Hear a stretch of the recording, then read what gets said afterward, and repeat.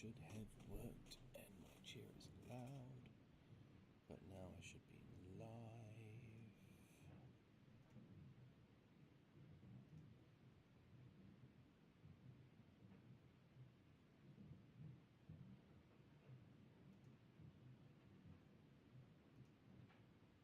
How have I got 2 live streams going? That can't be true.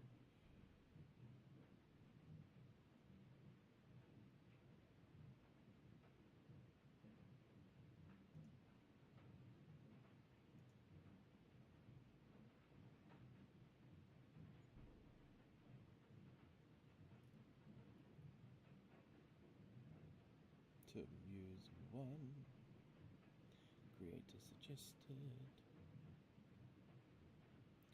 blah blah blah blah blah, mention on Twitter.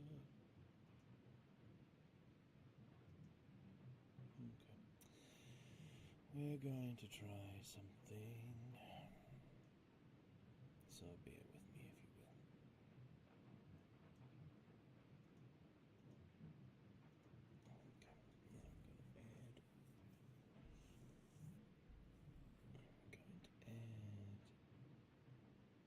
Window capture.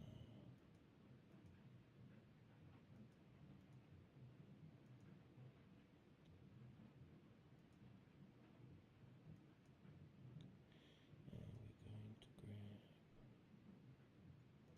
this one. Okay. Alright. Now, in theory, this should be readable for everybody. Something to read along with. Oh no, that's not going to be readable, is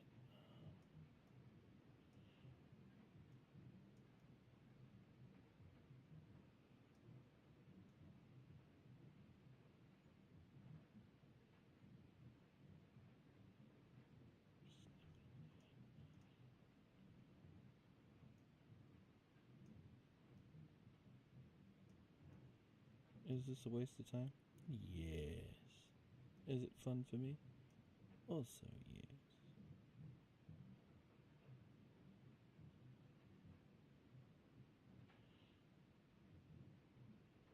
It's not gonna work.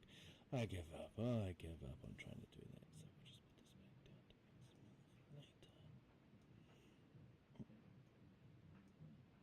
make small later. I will make this large.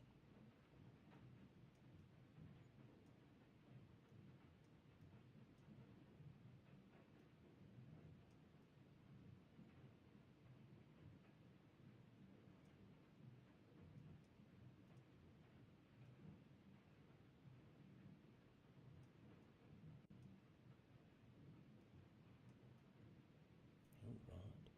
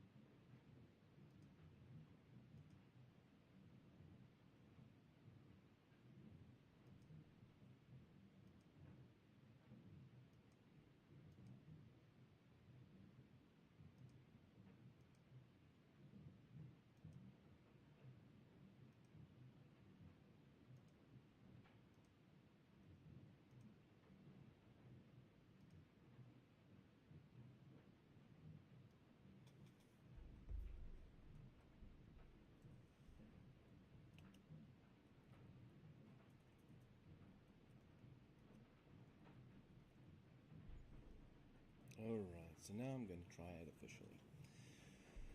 Okay.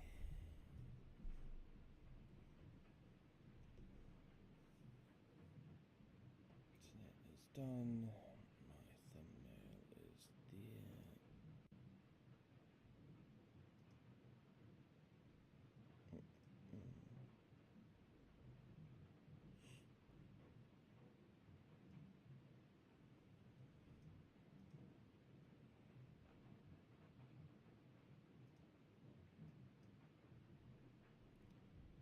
Right, so now we should be good to go. I'm just going to double check that it's actually working.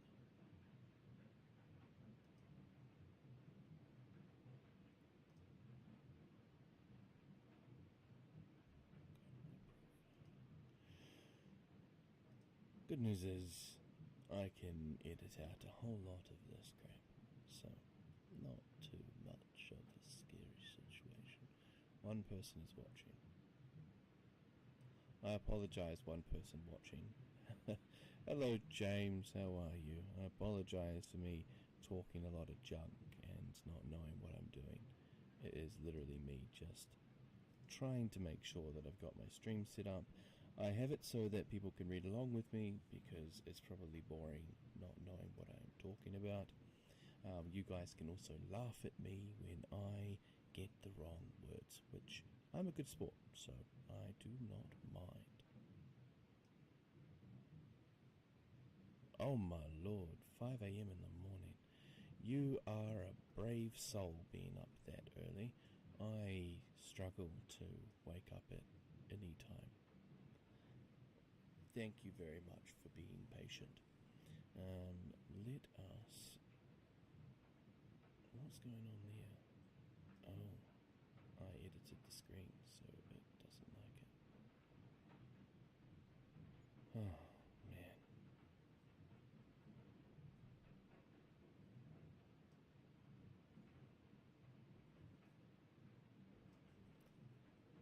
Oh my god. I thought I was doing it right, and then, you know what I did? Screwed that up, didn't I? Alright. Let's try this.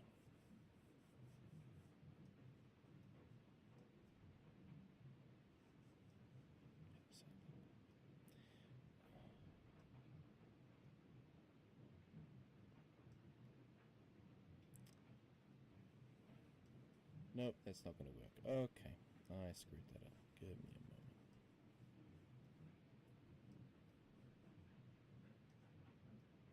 Why do I do this to myself? Why do I do this to myself? Okay, we'll try that one more time. Can you tell that I'm professional? Super professional in what I do? Because I am. No, I'm not. Okay. Can I take that outside of this? No, I cannot. Right. I think all I need is to open this up on my phone. That way I can just read things normally. What does it look like? Horrible, of course.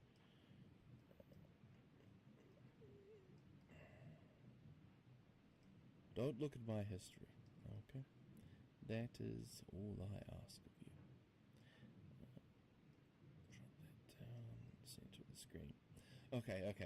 Now I'm ready to go. I am sorry about the falafel at the start of this. We shall now try to be serious. And again, thank you very much for being the one person watching me as I am cocking up. Alright, let's go to the next one.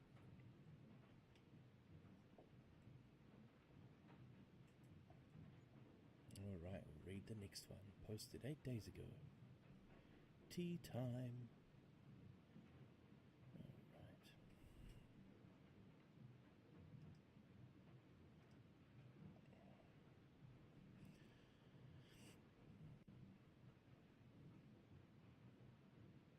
Oh wow, there's 3 people watching. Hello! I didn't expect people to watch. As you can tell, I'm super prepared for my job here. Alright, so this one is posted to the Reddit Let's Not Meet by the user TTime3. Now, this is apparently a true encounter. Let's not meet.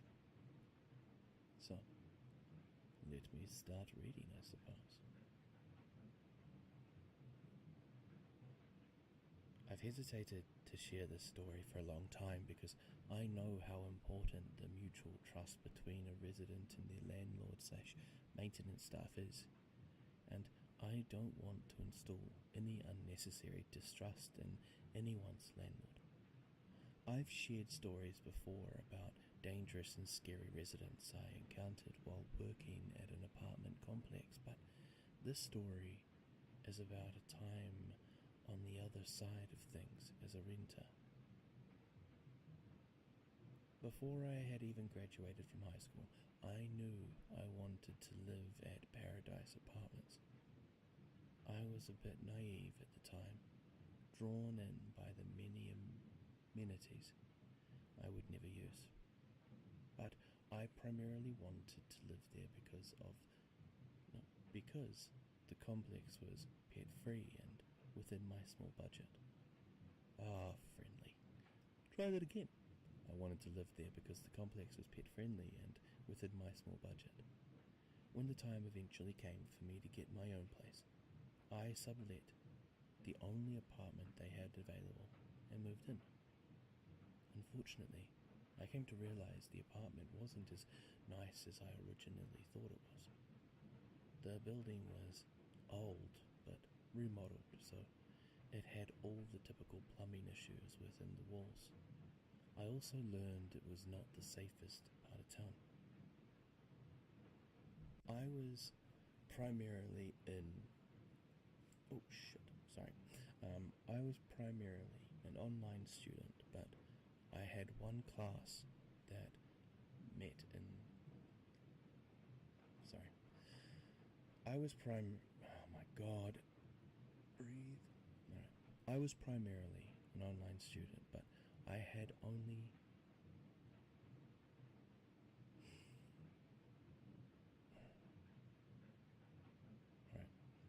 I was primarily an online student, but I had one class that met in person twice a week around 8 a.m. I'm a bit of a homebody, so I rarely left during the day, except for that class. The occasional shopping excursion or to spend time with my boyfriend in the evening after he got off work. My apartment was out of a Bermuda Triangle. Nope. I will apologize, I don't know if I've mentioned this, but I do have dyslexia and I do cock up when I read a lot, even if it's simple, so please bear with me. I'll try to get back to the story now. My apartment was a bit of a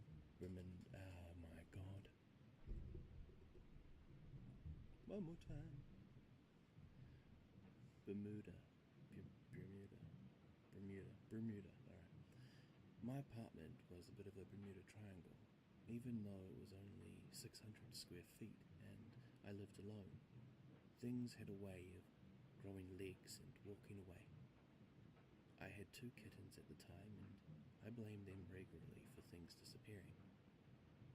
Something odd that kept reoccurring, however, was that I would find my underwear box out and sitting in the center of my bedroom floor on days when I had that class.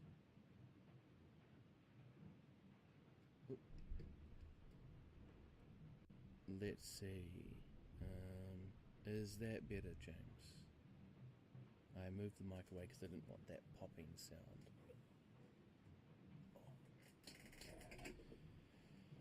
Alright, I'll do a pop filter. Let's try that.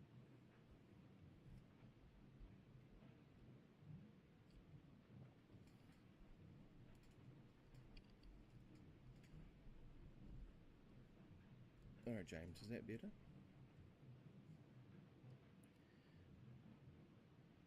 I'm going to go back to where I moved it from, still very low.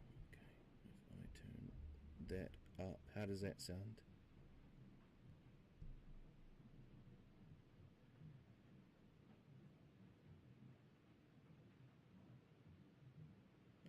if I say she sells seashells by the seashore? Son of a... Not you. I think I know what I did wrong. Give me a second. You know how you look at things and it goes, oh, your volume is at this. Well, I turned it all the way down. That should be better, if I am not mistaken.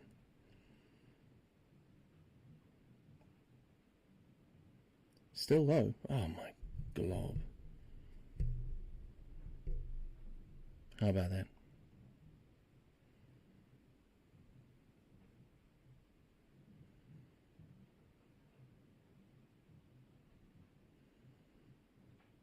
Is that better?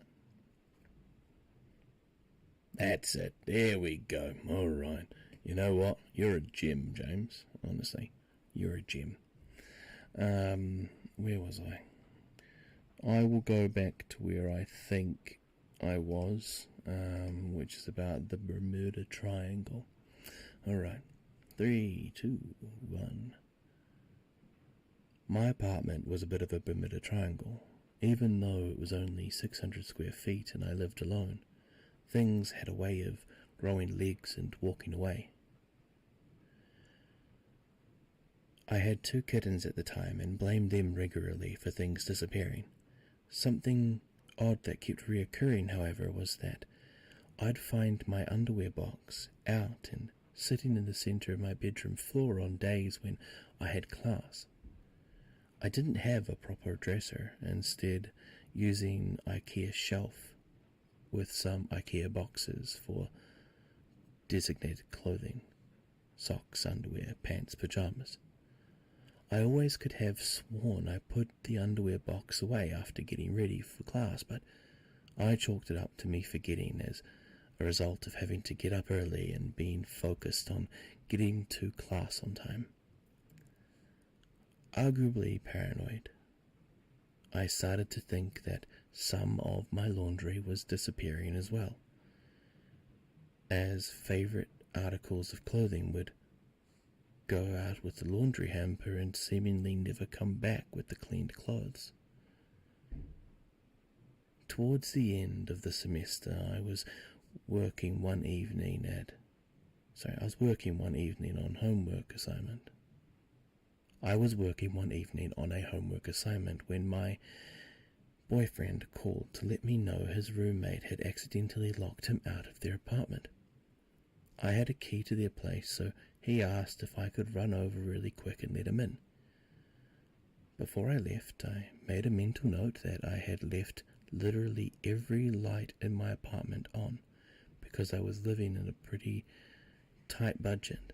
I normally made the point of turning off all the lights when I left, but my boyfriend only lived about 5 minutes away, so I knew I'd be there and back very quickly. 1 second.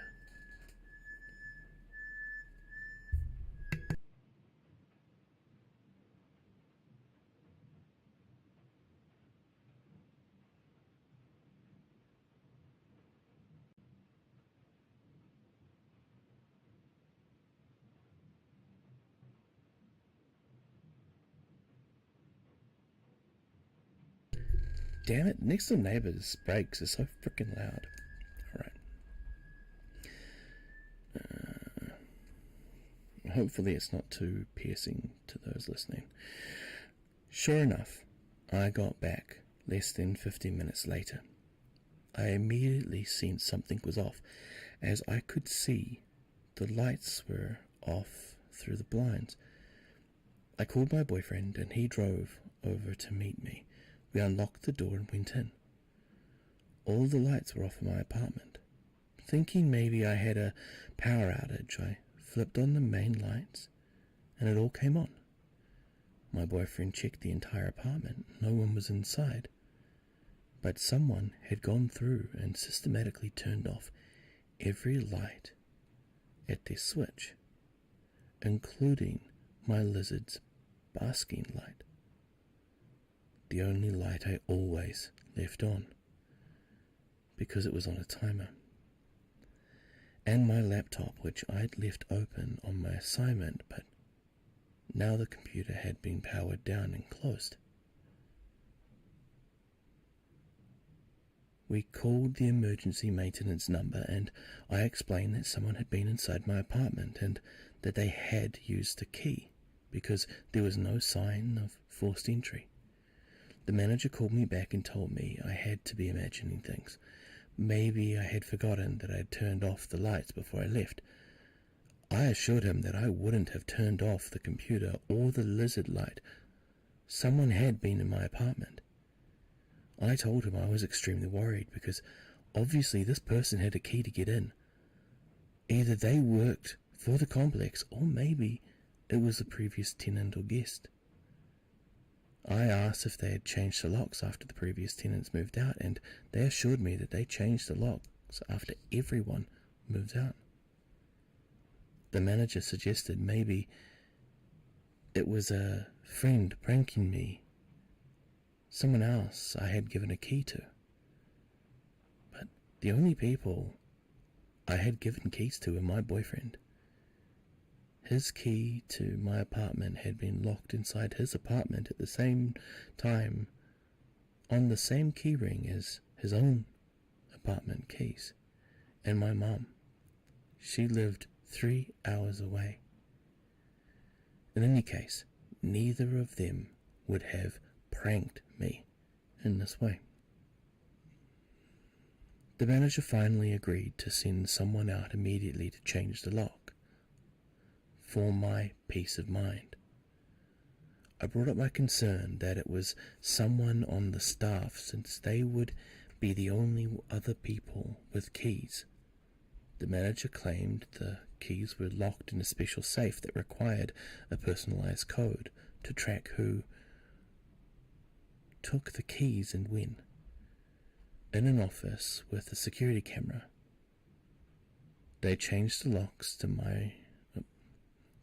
locks, but I had my doubts that this would do very much. As far as I was aware, there were only 2 maintenance men that worked in the complex. One nice older man that didn't seem at all skilled, and a younger guy with a scruffy beard that gave me a bad feeling. I suspected that he had been the one that had come in. "Hey, Interscale wifey, how are ya? Nice to have you on with me while I talk my crap. Just so you know, my Discord server is set up and I'm currently there. So you and Interscale or anyone really is welcome to jump on to my server and just have a chat anytime through these readings. I'm not going to be bothered. It just gives me someone to talk to and bounce things off. But I'll get back to reading. When I had first moved in, the manager had told me I would be getting a new kitchen counter within the first 3 days. I waited to move in my kitchen stuff, but after a week they hadn't come, and then after a few months I had completely forgotten about it. One day I was sitting in my living room and the scruffy maintenance guy walked in without knocking or announcing himself, and I hadn't received a notice to expect him. He said he was there to replace my countertop. It took him 2 days to install one small piece of counter. A few weeks later, I was getting out of the shower and I heard a single knock at the door. I called out just a minute and hurried to get some clothes on. Not 2 seconds later, the door started to open and I had to slam it shut, still wrapped in a towel, to stop him from coming in. He claimed he hadn't heard me calling out, but I had my doubts. I don't remember what made-up excuse he had for coming in. Another time I found a note from him that he had come in again. It didn't give a reason to why, but that he had made sure not to let my cats out. He also made a note about my 3rd cat being cute, except I didn't have a 3rd cat.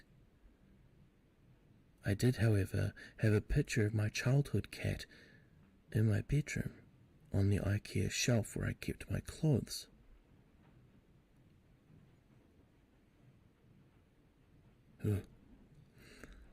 At that point, I went to the office to ask them to make note in my file that I wanted at least 24 hours notice before entry going forward, and B, wanted to always be present for any future entry.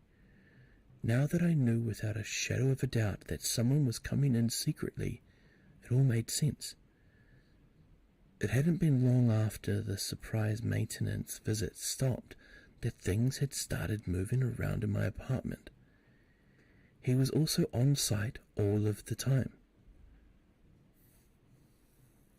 Everyone on staff also lived at Paradise.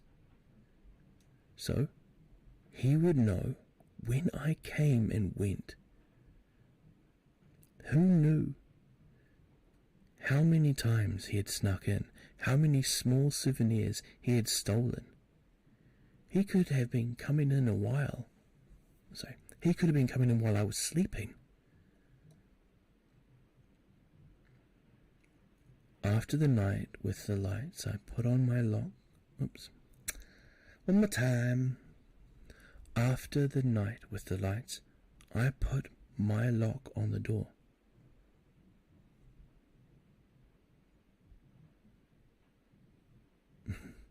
I will think about it. This is a random... do you know what happened? What actually happened to get this thing to happen? I was sitting at my computer and I was about to play High on Life, the video game, and then got very bored because, you know, that's what happens. And I was like, I'm just going to randomly go live, and I did. So yeah, I don't know if I can guarantee they'll happen more often, but I'll keep it in mind. God, why am I talking so much shit? Anyway, back to normal.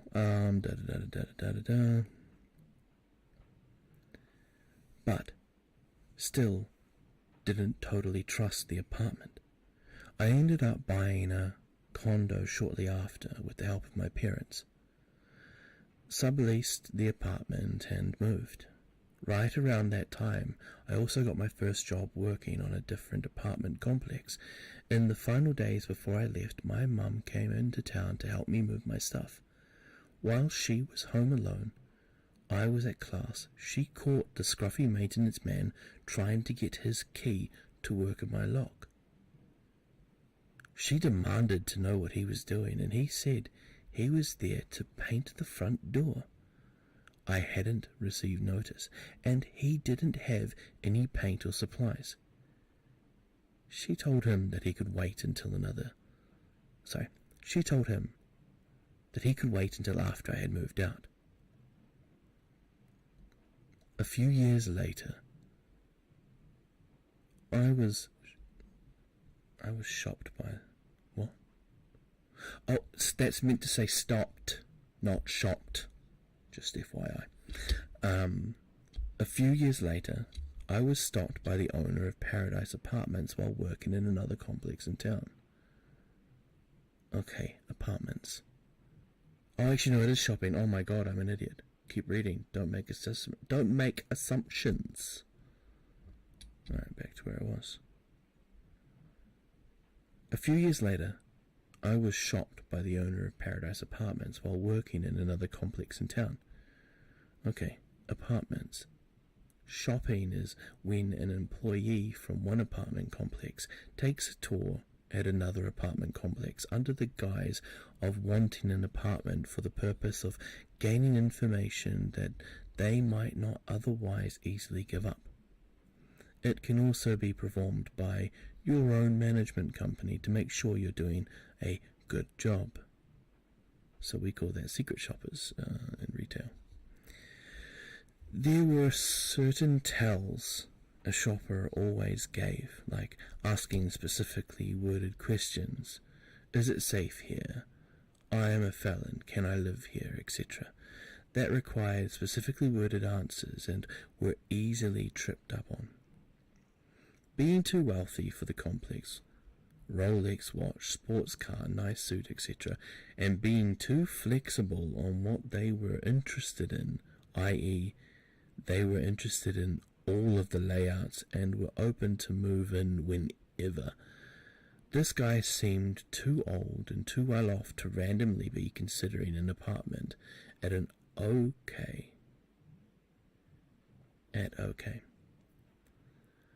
We were geared towards lower income folks.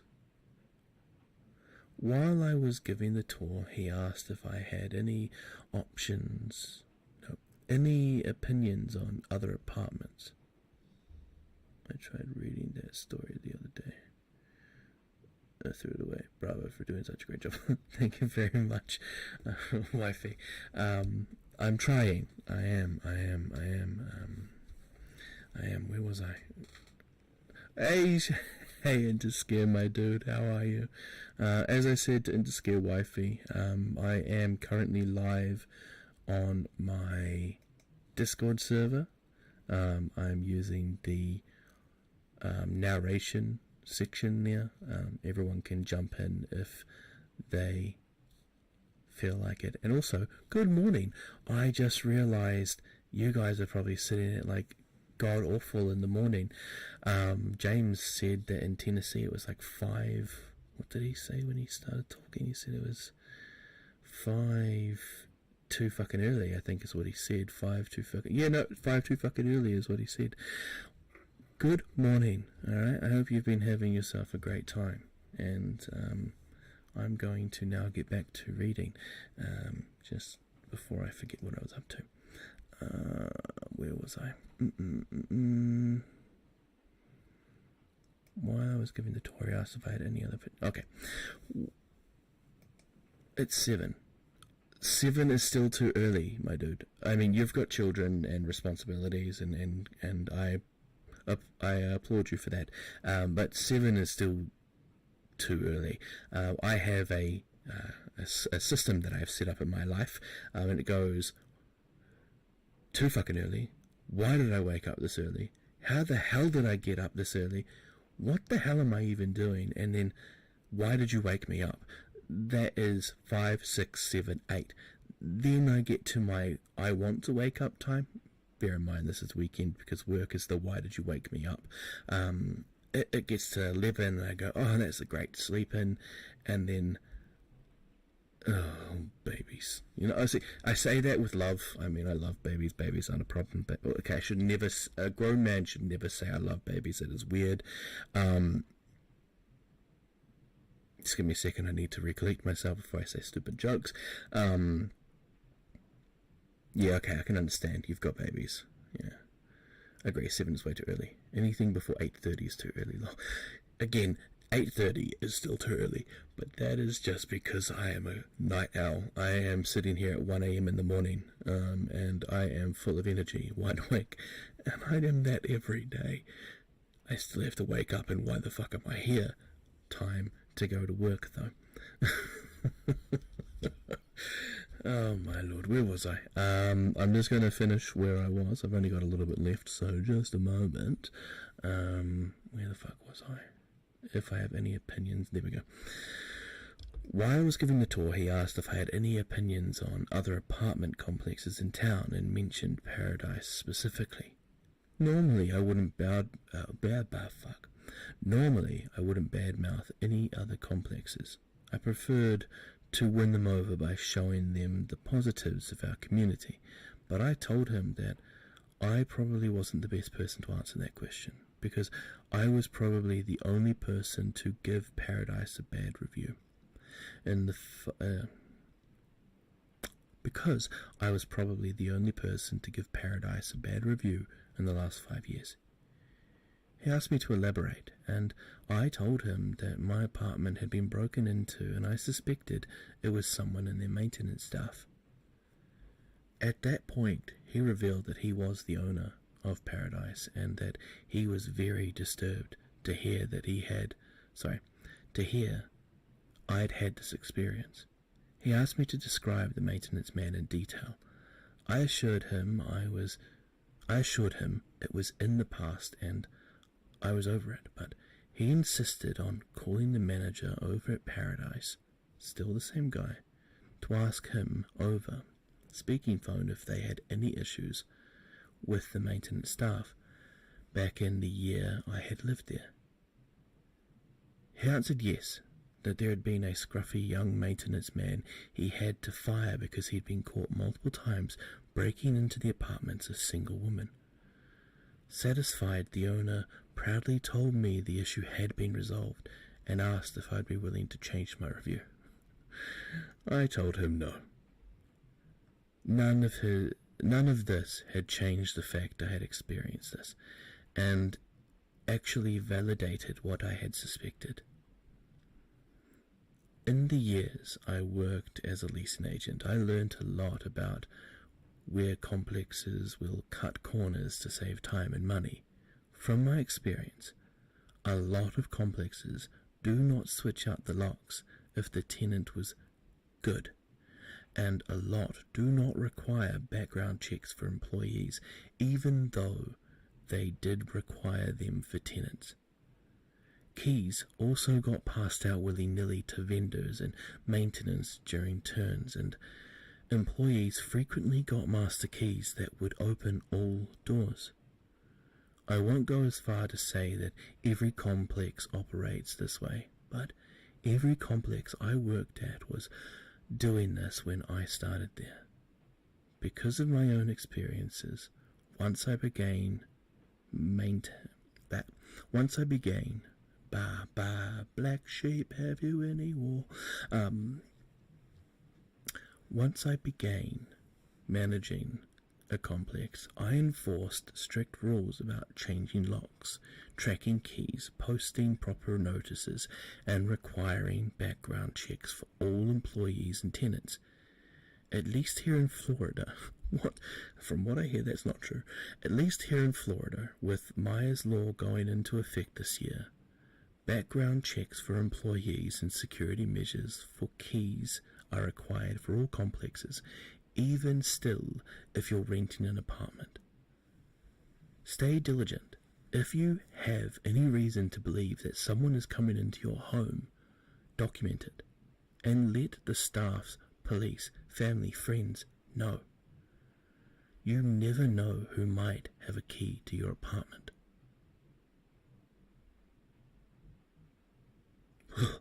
That you are right, is a frickin' creepy story. I just felt a shiver down my butt crack. Too much information, bad joke, don't do that again. Okay, sir, yes. Yeah, I am not a fan of that. That made me very uncomfortable. Also, I don't quite believe,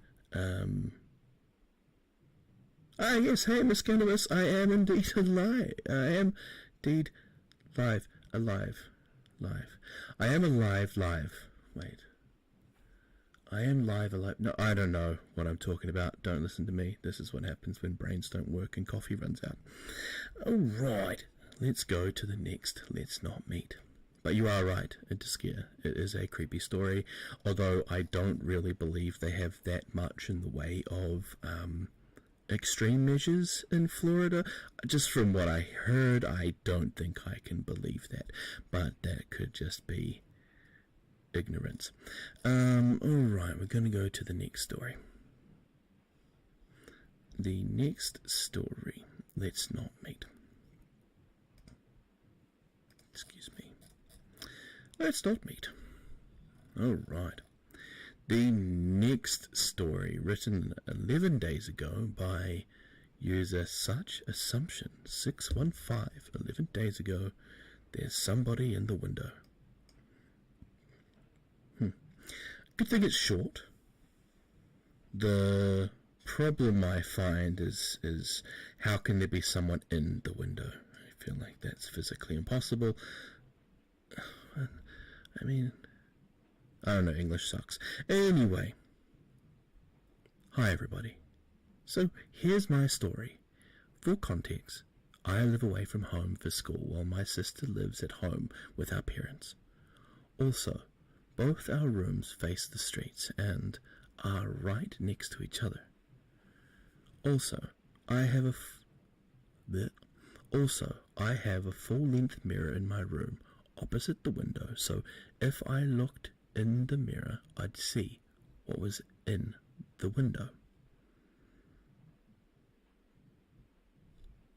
It's not extreme from what I understand. an apartment complex can just get a fine. Yeah, see, that's what I mean. See, and scare, that is exactly what I mean. The whole apartment, sorry, give me a second. Itchy. The whole apartment thing, I do not believe. Bullshit. And also, hi, Miss Cannabis. Where was I? So, around Thanksgiving of 2021, I had just gotten home from school and was realizing... Bitch. So, around Thanksgiving of 2021, I had just gotten home from school and was relishing my ability to stay up late. And so was my sister. After our parents went to sleep, I was just laying in bed watching YouTube. I had my window blinds open, and for some reason I felt the urge to look up. So, I looked at the mirror. Outside, someone pops up from below the window and bangs on my window super loud 3 times, then sprints away. I'm shaking, on the verge of tears. I run to my sister's room and explain what has just happened. She is shaken up, but we chalk it up to a dumb teenager. Just a few nights later, at midnight, I see a text from my sister. Did you hear that? There was someone in my window. I felt the same fear. I take my headphones off and I began to get up when I hear 5 super loud bangs come from my sister's room. I run over and she looks really shaken. She says, "He just ran to the side of the house, the wall that's right next to my bed, and he banged on my wall, right where my head is." We both were frozen in fear. We made theories on who it was, but neither of us was the type to have enemies. There was no teenagers on the streets. None of this made sense. Sometimes I feel that same chill in the air, and sometimes I think I hear banging.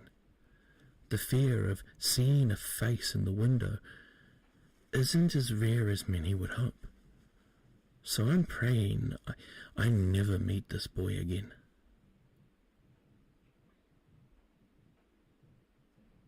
Well, thank you very much, Miss Cannabis, for that. I don't know if you're still there, but I appreciate everyone who has popped in to say hello. That story had made me uncomfortable. When I was younger, actually, I used to... when I was younger, really young, there was a bad problem in my neighborhood of prowlers. Now, for those who don't know, prowlers is the terminology of basically stalkers and weirdos who go around looking through windows and so forth. And as a young fella, so many nights I would be woken up. I remember screaming because people would be banging on our windows and just messing with us. My mum was a fucking boss though. Like, one day this dude pushed it too far. I think he'd done it like every night of the week, and she literally grabs a knife out of the kitchen and a broom, and I mean it, literally just the stick of the broom, because we didn't need a broom, we had a vacuum cleaner, right, or a Lux or whatever you guys call it. And she chased this frickin' dude up this frickin' hill down the road. I mean, she was an idiot for leaving the door open and her young children at home, but she was a boss. She did not give a shit. She's like, "I've had enough of you." Chase this dude down. Bravo. Especially in New Zealand, we are not allowed to sit there stabbing people, even if it is your right as a home person, you know? We don't have the whole gun laws in New Zealand, aka, unless you have specific licenses and huntings and so forth, there's no way in heck that you're actually getting a gun. Yeah, my mum is a boss. I mean, she is a boss. There have been so many great stories, which I'll probably go into if I get another flash in my brain. Alright, so let's not meet next story. Now, I say story, but these here are meant to be real events that have happened to people. So these are people's experiences, at least to the understanding as to how this worked. We have pew-pews in New Zealand. But majority of them are specifically licensed. So unless you have it for specific purposes like hunting, and you have to follow very, very strict laws when it comes down to it. In New Zealand, you have to have them locked up. They cannot have the ammunition in the same storage unit. The ammunition needs to be locked up, etc., etc. Like, it's a big deal. They're maintained a lot. You're also not allowed to use them for self-defense here. So you can't shoot someone if they try to break into the house. You can go by the law, which we have here, and it's a dumb law, don't get me wrong. It is equal or lesser force. It's probably not a dumb rule, but in times where you're in danger, it's a bit dumb. So you cannot do more damage to the person that attacked you. So if you're attacked by someone, they punch you once, you cannot punch them more than once. If they stab you, you cannot stab them. Yeah, lots of laws and restrictions, that's right. But if you're smart enough, you can hide the bodies. I mean, what?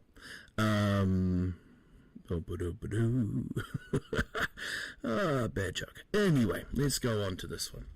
Now, this is apparently a real story. I'm sorry about banging the microphone.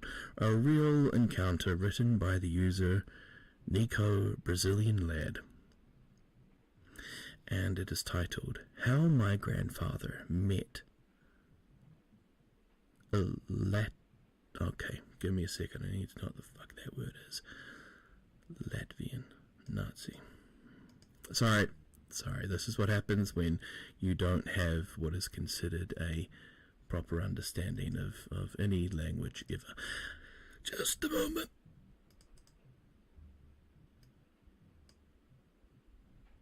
Here in America, it's the exact opposite. If someone punches you once and you don't use excessive force, you get in trouble.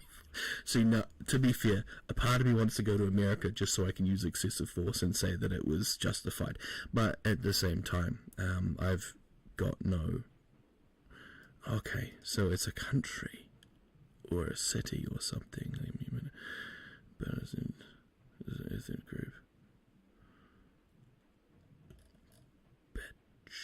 Give me a second. This is what happens when you have dyslexia. You need a lot of assistance when you are doing things. What are you doing, Grimm? I am doing the most randomest live stream I could ever think of, aka I jumped on no actual, not pronouns, what the fuck? I don't do pronouns, because that involves brain and thinking. I want pronunciation. Doing a random live where I'm reading Let's Not Meet stories. No, just come to Canada and we will get sushi. I am okay with that. I do like sushi. You are a reaper, so just boop. That is exactly what I do in Disgear Wifey. The good news is it's not considered force, it's considered their time. So I don't even have to clean it up. I just, boop, they go. Natural causes, usual stuff. I really shouldn't make these jokes. Oops, I just hit my microphone again. Sorry, people. You know what, 42? Suck you, alright? It took me forever to even figure out what you were trying to write there. I don't like that. We will just switch everything together. Alright, I agree with you. This is a very funny stream. Thank you very much. I'm glad that I can entertain you. To be fair, this is what happens when I'm alone and I have to talk to myself. Okay, I'm just going to find out how to say this word. Give me a second. Latvian. Oh my frickin' lord, is that literally what it is? Latvian. Oh my god. Okay. How my grandfather met a Latvian Nazi by complete coincidence. Coincidence. That is coincidence, I was right. No, we both have it. Oh, okay. That makes sense. Okay, I appreciate you, 242. You understand the pain and how much effort actually goes into things. Just an FYI, this is something that I have found out. Yeah, I'm going to forget how to say it. I'm going to have to go back to that webpage like 18 times before I fully memorize it. What was I going to say before my brain died? Oh, yes. One thing that I have found through many, many trial and errors, white on black is what you want. You don't want black on white, right? You don't want normal paper like normal people read. You want it the other way. You want a black background with white. It's easier to read and your brain processes it way better. Yeah. Fucking scared the shit out of me. Hello, welcome. Fuck. I figured. I did, because that bloop really drives me freaking mental. Hello, Induscare. Welcome. I'm glad to see you here. Oh, fuck, scared the shit. Not much. I mean, at the moment, I've got a ceiling above me, which is good news. That ceiling is attached to a roof, so that's waterproof. Yeah, so that's what's up. Oh, yes. That is the ideal Induscare. All the ladies listening, this is what it sounds like to be a man in the morning,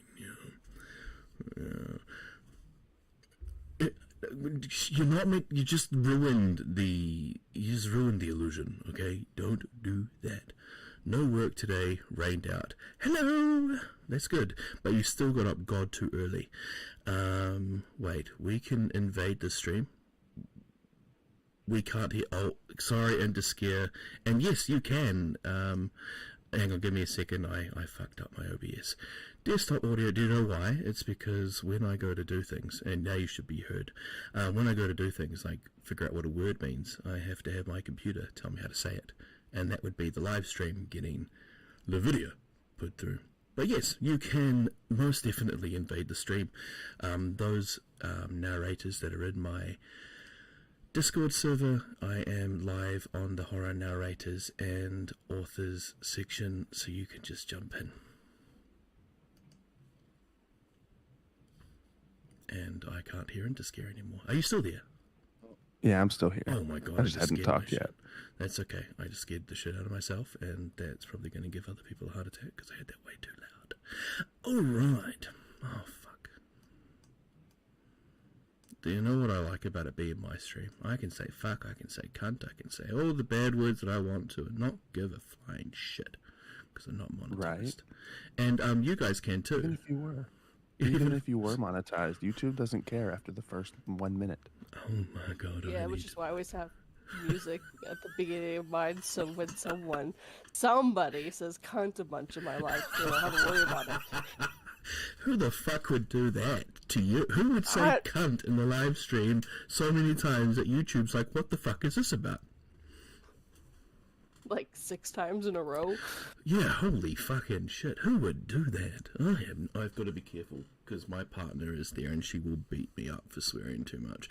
But she's on her phone right now, so she may ignore me. It might be okay. R.I.P. I'm gonna be buried tomorrow. That's what I see. The Reaper finally set to rest. How are you guys? Welcome. Thank you for jumping in. No problem. I'm getting my own live stream ready. That's going to be at some point, and one of the people in this is also going to be on said live stream. Oh, Induscare going to be doing a sexy deep voice live stream. Oh yes. Hopefully by then my voice goes back to normal. No. We need it to stay sexy deep. That's what we want. Ask Wifey. Wifey's like, oh yeah, please, every time I want that voice. Please. She loves it. She likes waking you up early just to hear that voice. That's why she does it. Ask her. That's the hilarious. Truth. I am a genius at telling terrible jokes. It's a podcast now. It is officially a podcast now. That came out of nowhere. After this, it'll go back to being me reading stories. Thank you, Ms. Cannabis. Possibly. It's likely it will go back to me reading stories because you guys will do your own live stream. And fuck, my pop filter doesn't want to stay up because it's dumb. Don't hit your mic. It sucks when you hit your mic. Yeah, can you hear it now? Is it okay? Am I making loud noises, banging it? No, cool. Alright, pop filter was just getting annoying to hold. And Into Scare Wifey has just agreed with my statement.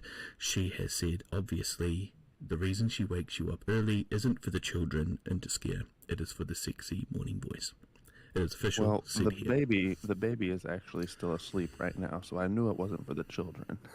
Oh, well, she tells you it is, I guarantee you. Oh, I heard the baby stir. It was turning over. It made a fart noise. I need you to check on that. And you go, oh, what? Yeah, right. And she's just like, oh my God, yes. Oh, I'm sorry. I don't know what's wrong with me. It's hilarious. Fucking pop filter fell down again. Stupid. I'm gonna have to hold it. Now I know why she listens to Phoenix to go to sleep. Hey, you know that every single person has the most weakness to a deep, mysterious voice. Especially because, like, nobody knows what he looks like, right? So he's got this deep voice. He's mysterious. He could tell you the alphabet and you would be just lost in every syllable. Wait. Letter. Not syllable. Syllable is not the alphabet. Anyway. And you guys don't know what he looks like. I know what he looks like. You know what, 42? If I was going to ask you for your opinion about what you do know, shut up! It makes me I know what he looks like. Fuck, am I the only one who knows what he looks like but says he doesn't? I think I am. It was quite... I look like. He is the only person who knows what I look like, and it was because we had spent so much time talking to each other, and you know how you have that whole want to keep your shit secret so people don't dox you, especially when you work in my industry outside of YouTube. I was like, look, you're the only person I'm going to show my face to, and if you fucking show anybody, I'm going to fucking murder you. And he goes, I've already deleted the picture. Hilarious. He hasn't. I guarantee you he has the picture and he's going to use it against me one day. But that's just a paranoia speaking. And thank you very much for enjoying my sense of humor, Miss Cannabis. I appreciate you. Welcome to Grimm. He has a sick sense of humor. I believe it's because he's from the Kiwi lands. Yeah. I was born with a bottle of Jack Daniels in one hand and a list of jokes that are not suitable for today's language. So, you know, I was drunk just talking slurs. That was how I was raised, yes. Slurs normally just slurring my words with like, anyway. Fuck, I don't know. I had no plan, so this is just me talking shit. And thank you for joining while I talk shit. I appreciate it. And to scare. What we pay us for. Yeah, I don't get paid. I get looked at funny for most of my life. Wait, you mean you aren't a cheeky reaper with glasses? No, I actually am. I am, but I was once human. Just so you know. And to scare wifey, I was once human. So when I was human, I was born with the bottle of Jacks in one hand and the terrible list of jokes that cannot be said in today's society. And then I died and became the Grim Reaper. That's how it happened. Yes, that was 1 billion years ago. Anyway, let's start with some random questions because I'm bored and you guys are going to entertain me. And you decided to jump into this live stream. So you know what? You're fucked. Alright, so... Alrighty. We'll start with a random question for Into Scare. Give me a second, I'm going to think about it. It's going to be like that mysterious 8-ball. Into Scare, what do you like to eat on your pizza? Go. I like a good meat lover's pizza. So, pepperoni, ham, Italian sausage, pork sausage, bacon, and sometimes meatballs. But you gotta put ranch on top as well. To be fair, as the immature child that I am, the second you said Italian sausage and meatballs, my brain went to a terrible video that children should never watch. Did you order sausage? Anyway, next question. This one goes to you, 242. What is your favorite cereal? And why?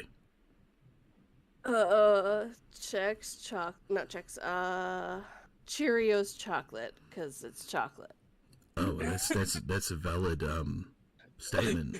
I can't argue with that. I mean, chocolate is life. I get told off because Exactly. I have And diabetes. they put it. They put Cheerios and they put chocolate on it. It's not just one type of chocolate. It's like 2 different kinds of chocolates, and it's cereal. Yes. Oh my god, I love that. It's great. Anyone who likes chocolate and cereal and O's, they're my type of person. I like O's because they are the face you make when you stub your toe. Oh, see, it's great. Alright, next question goes to Interscare. Interscare. If you have had to suffer a anime, and I say suffer very lightly because I love anime, what did you watch and did you enjoy it? So my favorite anime is actually, I'm gonna get raked over the coals for this because nobody else likes it. Sword Art Online. I absolutely love Sword Art Online. I binged the entire first season in one day, and by season I mean like the entire series. So yeah, Sword Art Online is definitely my favorite anime. Alright, so on that, you're not going to be run against the coals, at least not by me, because Sword Art Online, at least the first Sword Art Online, when they started going as crazy as they did with it, with 20 different versions, kind of pissed me off.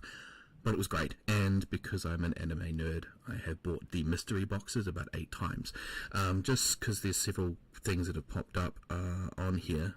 I just stumbled on Scare Me channel and gave him a sub, so there you go, Scare Me. You have got a official friend now. Miss Cannabis is great. She will tell you terrible jokes. Your neighbour's brakes earlier about made me hit my head. I agree. The brakes drove me frickin' mental. I don't know why you can't get them changed. I wanted to yell at the old man, but he would probably kick me in the nuts. Fucking love Cheerios. That's from Scare Me. As I said, anything with O's in it is great. It is also the most British sounding cereal. And Scare Me, do you have Discord? Because I'll add you, and if you want to, you can jump in and have a chat with us. Miss Cannabis then said, of course, I'm very picky about who I like to listen to. Oh, that wasn't even to us, so I'll leave that between her and Scare.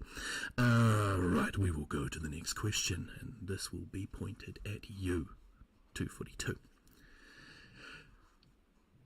Give me a second. Remember, I'm making these up as I go on. Lava lamps. Do you own one, and do you like them? Go. I don't. My roommates do, and yes, I do like the look of them. But the problem is, I have more than once stared at one for more than an hour before, so I don't own them anymore. So what you're telling me is you're a stoner, and you wasted a lot of your life ripping a bong and then getting lost in the lights that are illuminated by your lava lamp. Actually, I only ever smoked weed twice in my whole entire life. I just am spacey. Terrible. Didn't need the help. Okay, fair enough. So you don't need drugs, you just constantly live a life of in drugs. I am the drug. That's fair. Miss Cannabis, I'm actually going to head out for now, guys. Believe it or not, I haven't slept yet. Well, you best be sleeping, because if you are in the Canada area, it is very early. It is, why the fuck am I awake early? And you should be sleeping. We live in the same city. Yep, so get some sleep. Go to bed. It's almost 6 a.m. Yeah, that's way too late to be awake. No, way no, too early. it's okay to be awake at that time. You shouldn't be waking up at that time. So if she is now tired, it's perfectly acceptable to sleep. Good night. Much love. Agreed. Alright, next question. Because lava lamps trip me out. Interscare. I won't ask about a lava lamp, because I've already done that. I'll do it later. I'll throw you off your feet. What computer do you use, Mac or PC, and why? To me? Yes, Interscare. I use a PC, and the reason I use PC is because I like to build my own computers. Good man. I love the customization of them. Good man. Now, believe it or not, I am exactly the same. I started building computers when I was like 8. I don't know if I've said this to you guys or not, but I built my first computer. It was a Windows 95. a Windows 95. It had a screen that was so big I could throw it at someone and kill them. I know, because I did it. And that is how my life started in the weirdness of nerds. Also, dial-up to download a picture, not talking about what type of pictures I was downloading, took 42 hours. Dial-up to download LimeWire. Oh my god, Oh don't even God. bring LimeWire up. The amount of frickin' bloody viruses you get through that shit was ridiculous. That was the one place that told you, it's safe to download. As if they were a fucking gremlin, because next thing you knew, you would download a standard thing. Turns out it's not what you wanted, it's some random porn, and it has enough viruses to kill your life. Just stay away from the EXEs, you're good. Yeah, I didn't do EXEs. I just didn't pay attention to what I was downloading. All right. As you were saying, 242. I was gonna say I didn't use LimeWire. I used a different program that was less infested with viruses. So Just because you know better. forever. I know better. I'm just kidding. No, I didn't know better. Someone just told me use this one instead, and I did. They were smart. I wish I had that friend in my life. Alright. Gonna get a good night's sleep. Yes, I'm glad. And I will have an awesome stream now that I've got people to talk to. It was weird talking to myself for so long. I just stared at the screen and read and cried. Anyway, alright, next question is to 242. Being a Canadian, how many times do you find yourself saying sorry for shit you shouldn't? And what do you do when you catch it? Sorry, but I don't feel that way. Sorry, I don't know what you're talking about. Sorry doesn't always mean what people think it means. It's weird in Canada. We say sorry a lot, but it's not like you're like completely regretting what you're doing, which is what normally it's like I'm sorry that you feel that way, or like it's like it gets used a little bit here and there, but it's weird. It's just I don't know where it came from. Oh, well, I know. It's an apology. It's generally used when you feel bad about something. Unless you're Canadian, then you just say it because you can. No, I'm kidding. Kiwis are... today. Don't start talking gibberish. So... Nope, that wasn't gibberish. I know. that was a joke. I was just taking the piss. What you speak is gibberish. I'm just kidding. Oh, you want to start that because I lose. I will lose every time, and I'm not ready for that disappointment. All right. Where was I? We were talking about something in my brain. I'm loving the questions. You are so good at hosting, Grimm. Oh, stop it and just scare my thing. Oh, my heart and my face is getting red, and it's probably the beer. But where was I? Oh god, now I've lost what I was talking about. I got flustered being complimented. Don't compliment me. Oh yes, Kiwis and saying sorry. Kiwis do indeed say a sorry a lot. A sorry a lot. But we do it for the legitimate reason. But very irritatingly. So we will walk into a room and someone will be like, get out, I'm having a breakdown. And we'll be like, sorry. When we shouldn't, because it's our fucking bedroom. Get out, stop having a breakdown in my bedroom. Yeah, Canadians will do that too. Like, oh, sorry, wait. This is my fucking house. What are you doing? Who the fuck even gave you the key? I'm sorry, but you need to leave.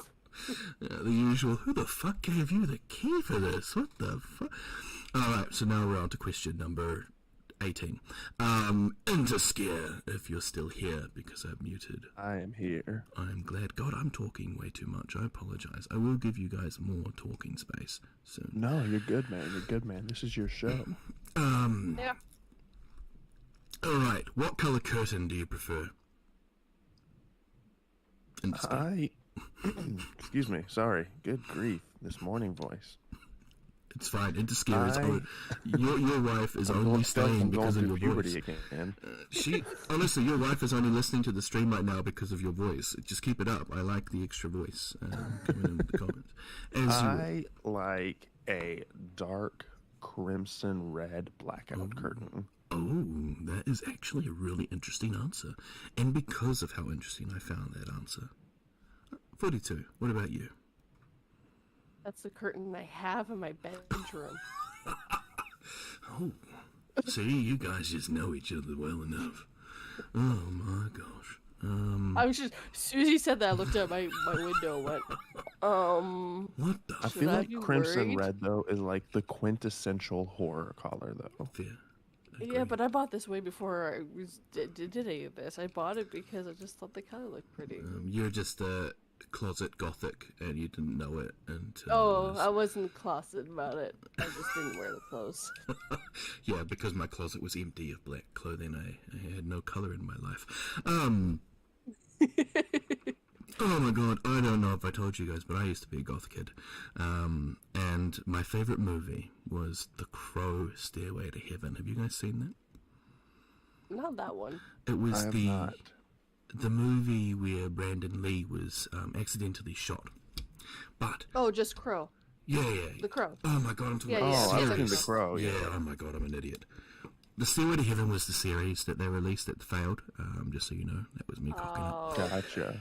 But in The Crow, which I cocked up, I used to dress up like him. So as a young fella, I would be rocking around with white face paint. And this is in the middle of the day, mind you, going to school even. My teachers just were so scared of me, they didn't even ask me to come to class. They said, "Are you sure you want to be here?" But I would rock around dressed as the Crow every single day. It was ridiculous the amount of paint I went through. And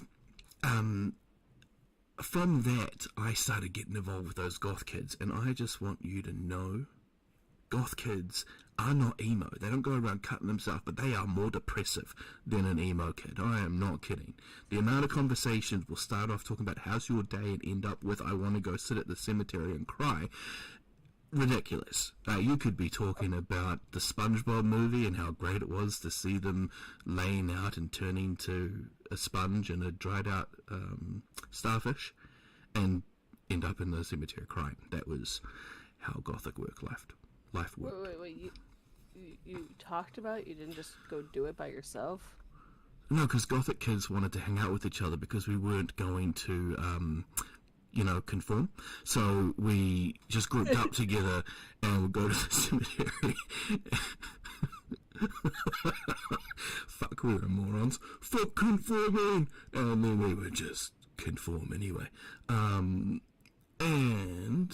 Made me love black lipstick. Fair enough, black lipstick is great.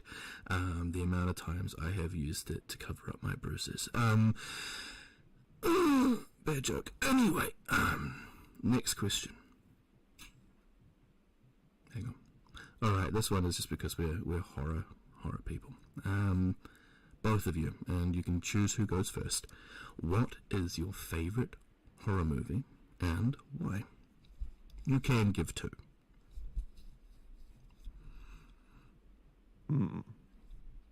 That's a tough one. That's what I was thinking too.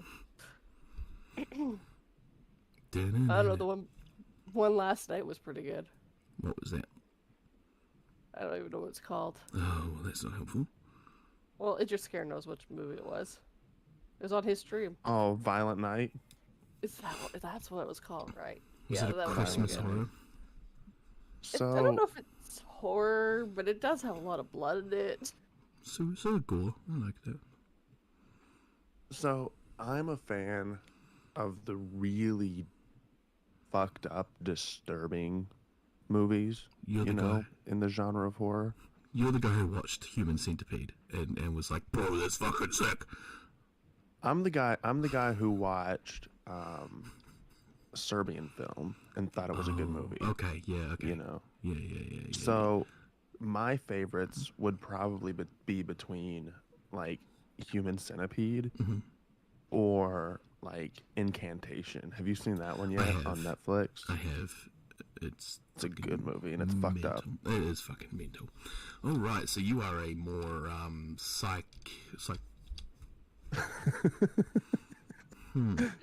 How do I say this politely? You're fucked up, but everybody is okay.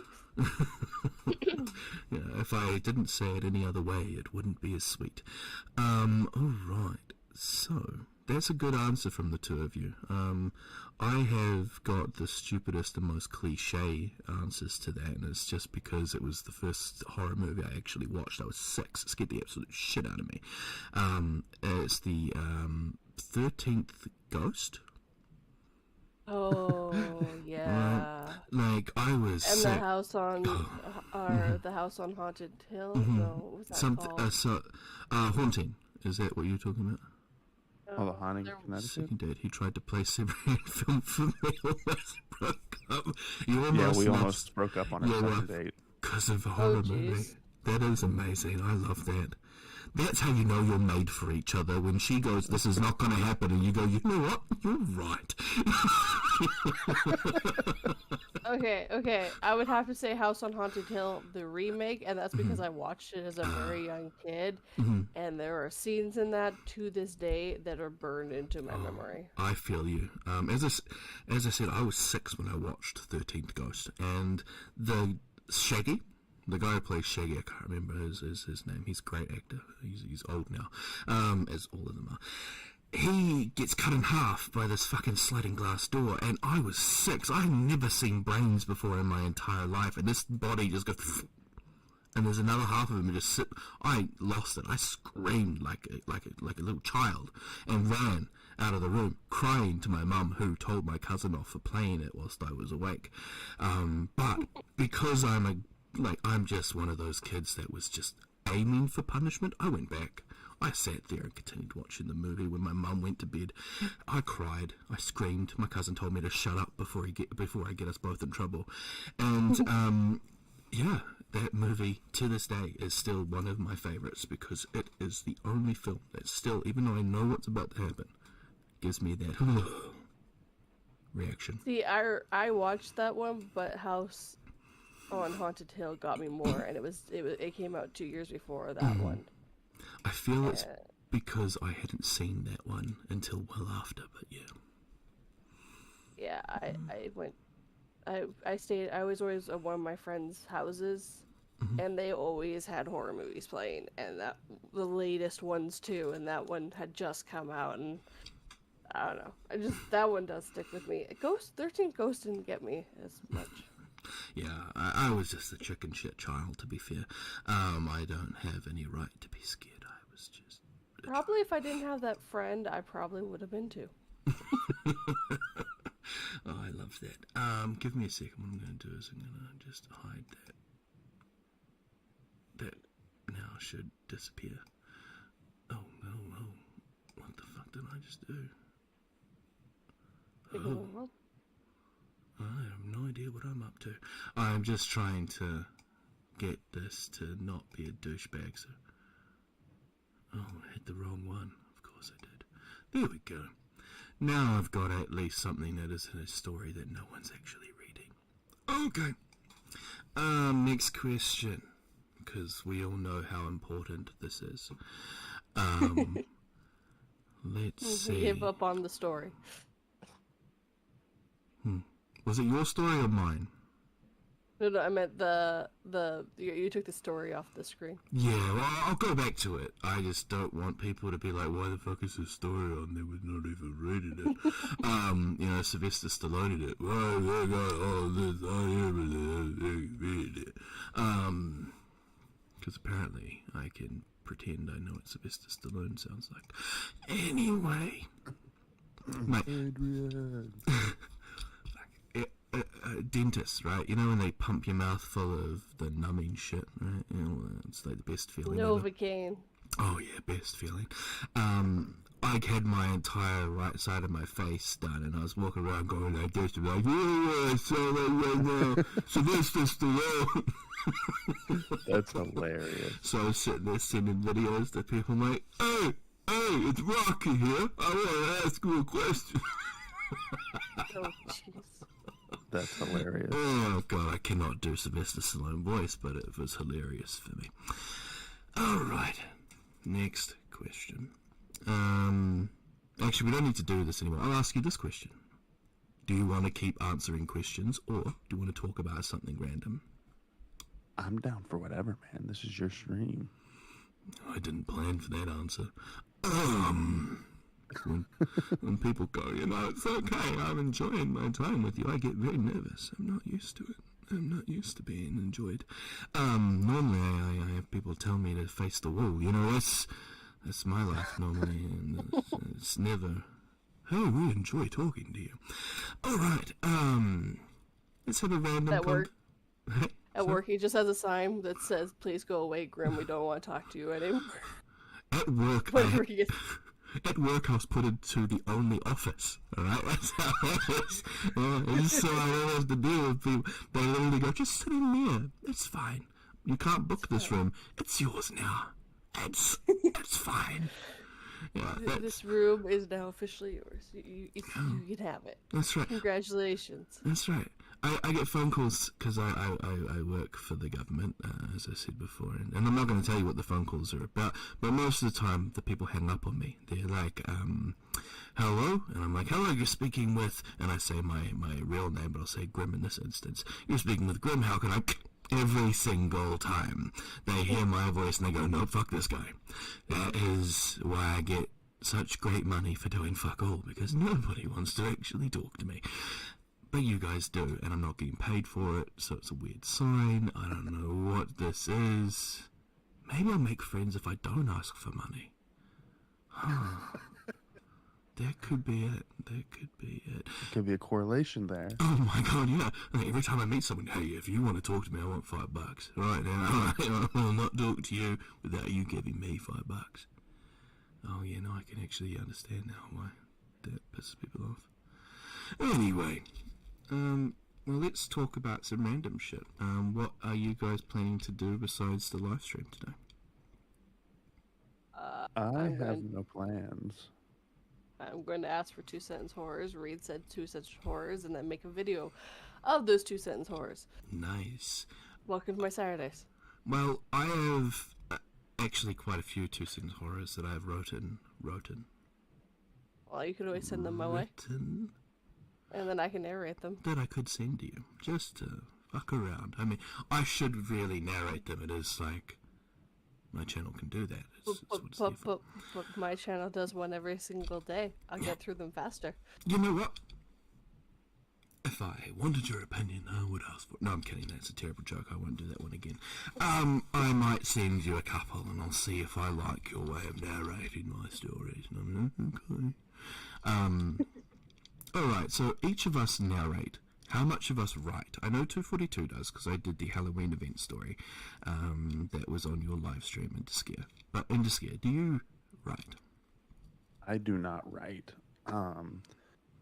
I have tried before, and I am absolutely terrible at it. My wife writes, though. Yes, we have read her gory story, and it is one of my favorites so far. Not as gory as I would have liked. I mean, I would have liked a little bit more gore and death and things that are not appropriate for life. But oh, you just wait. It's a series. Oh, I know. I'm looking forward to it. I want to read it so bad. And all of them. So I just so you know, wifey, I will be, with or without your permission, reading the story. I probably, if you don't give me permission, I won't put it on my channel, but I'll read it, with or without permission. It's just, I have some curtains to be... After we're talking about the curtains, she now has to hang curtains. Oh, she does have some curtains to be hung. I hung one of them yesterday. There's one more. No, they're peach. Peach colored. We're doing like a boho theme downstairs. My office is like the gothic room in the house, though. That's okay. I have like the crimson curtains in my office and like the pop figures that are all horror themed and all that stuff. I feel like I just started an argument with you and wifey, though. Since Enter Scare has no plans, I have some curtains. I think you have a honey to-do list, and that was a part of that list that you had neglected to state. Right. Me not smart. Well, to be fair... So, Sorry, you first. oh no, you go ahead. I was just going to say to Scare Me, who wrote in there, I do not write, me not smart. You are very good with business savvy. Your growth in your channel is ridiculous. You have done so fucking well, and there is a reason for that. You don't do that because you're an idiot. You grow like that because you are intelligent and make the right choices, and be proud of that. You don't need to be a writer. You are intelligent in other ways. Now, about the Crimson Curtains, as you were saying in Scare. Mine wasn't about the Crimson Curtains. I guess my plans changed. Yeah. And I'm hanging curtains and editing an Inner Scare Wifey video too. Yeah, see, this is how honey-do lists work. They come out of nowhere, especially when people like me say stupid shit. And then you get put in it. You're like, oh, okay, I was about to get away with it, relaxing. Oh, no, here it goes. So, in advance, I apologize. I will probably get more on your honey-do list without you realizing it. And, you're good. Can I add something to that list? For the dog food for me? Hey, Could you Reaper. drive all the way up to Canada, take it back to the pet store for me? I don't wanna. Sorry, I don't have a passport. Just a second. So, there's something wrong with my mic. What do you mean, Reaper? What do you mean? I don't want to fix anything. No problem, Scare Me. I honestly love the stuff that you've done. Is it peaking? I don't know. It could be peaking. I don't know. I'm just seeing there seems to be something off with my mic, and it could be several things. It could be that I keep shaking it or banging it because I've put it way too close to my table. It could be that I've got it too low, but he hasn't answered. So Reaper's just told me there's something wrong with my mic, and now he's fucking with me. He's like, now you're gonna worry about it for the rest of the stream, you cunt. That's very possible. I don't think he's like that, but that's what I would do. I never trust anything you say, especially in the live stream. It sounds garbled. What the fuck? Garbled. How do you fix a garbled mic? Maybe I should take the marbles out of your mouth? like an old weather radio. Oh, that's fine. I like that. I like sounding like I'm in an old weather radio. That's what I prefer. Actually, what I think you might be hearing in the background is the rain, because I have just realized I haven't turned that off. So let me just turn that off. This whole time we've been having rain over us. Yeah. Now it should be fine. That should be good. Scare Me too. What have you got? It's not just me. It's awesome community and the viewers. It's like there is too much gain. It's all bud. Oh, too much gain is all bud. That is because before James couldn't hear me, so I had to fuck with my gain. Fuck my life. 1 minute. Live streams, they're full of a lot more swearing than the stories are. No, to be fair, my stories, if I had them with swear words, I would use them. Alright, how does that sound? Does that sound better, Scare Me? Is that better? Wacha! Karate chop. What the fuck? Oh, I'm way behind with my stream. I just jumped back onto my stream. I'm like, how the fuck am I so far behind? Oh, my computer screen isn't touchscreen. That was stupid. Anyway, shut up, alright? Today. Oh, fuck. Alright, talking Oh, shit. yeah, I just want that. Oh, right, my computer screen's not touch. Hey, Why is this a thing? hey, you know what? Shut up, alright? I say that with laugh. No, I do the same thing. I'm laughing at myself, too. Just a touch higher and it should be good. See, now I feel like Scare Me is just going to start fucking with me. He's going to be like, alright, now you just need to turn it up a little bit. No, a little bit more. That's yes. hilarious. The thing I like about Scare Me is he's got a full-on, like, beautiful British accent, right? And listening to him narrate stories with his British accent is eye-watering, like, in good ways. I absolutely love his stuff. And I am not very good at a British accent, but every time I hear him, I start pretending I am. So he'll be talking, and I'll start, like, he'll be reading his story, and then I'll be talking to my partner, and suddenly I'm talking as if I'm from London, you know what I mean? Like, talking like this, going, oh yeah, no, I totally know what you talk about. Like, just go. He doesn't sound anything like that at all. At all. He sounds way sexier than I do. But, yeah, I throw that at my missus, and she's like, what the fuck is wrong with you? And I go, I don't know. I just talk shit. You just listen. That's how life is. Yes, It's you're also right. bold for you to assume that Scare Me's from London. He might have a different kind of British accent. You don't know. Excuse There's like me? 20 of them. I did not say he It's was from hilarious. London. I said he does not sound like I do. He sounds sexier. Please do not misinterpret what I am saying. All right? I am not saying Mr. where he's Kiwi. from. Well, with that, guys, I better hop off of here You got some curtains to hang. and get started on that Honey-do list honey-do list. Yes. before the other stream. Right. Yeah, I better get started on it before the other stream. Thank you guys so much for having me on. Thank you, Grimm. I appreciate you. Thank you for just jumping in. I appreciated it. And honestly, if I'm still doing this and you want to come back and have a chat, I'll let you talk yeah, more man. next time. I promise. Oh, no So- problem, dude. I didn't have much to say. I just wanted to hop on and say hi and hopefully scare the piss out of you because I You know fucking that did. streamer mode usually gets enabled. You fucking do. I scared my... I pissed myself. I have to say now I'm wearing adult diapers. But that's okay. Enjoy your honey-do list, and 242, if you wish to stay, we'll keep talking shit. Otherwise, I will go back to reading, but I I appreciate it. Probably should I will let you see go y'all later. back. All right. Take care. I was gonna say I probably should let you go back to narrate your poor story. All right. No. Well, feel free at any time to jump back on. If I'm struggling or if my... Just come in. The words this. Walk back Yeah. out. Yeah, just fuck with me. Even if, because I've got it muted, so I have no fucking clue when people are coming in. So just fuck with me. I appreciate everyone coming in and having a good go. And taking over your stream on you. Yeah, fuck. Well, you can't. I am way too much of an ego, and it is very hard to overpower me when I'm in charge, as you guys have found out. But I will get back to reading the story. Truth be told, I'm pretty passive on my own live stream, so try your best to say weird words that you dyslexia sucks. I hate Yeah, dyslexia. it does. You'll probably... I'm going to turn off my desktop audio when you guys leave, and then I'll be using So Google no one can to pronounce no one can hear the words that you're trying to pronounce. Yeah, well, I will have it playing through my computer. They'll be like, what the fuck? It sounds big. Alrighty, I'll stay Alright, in here to bye. chat, though. Alright, I appreciate it. Talk to you soon, yeah? Thank you.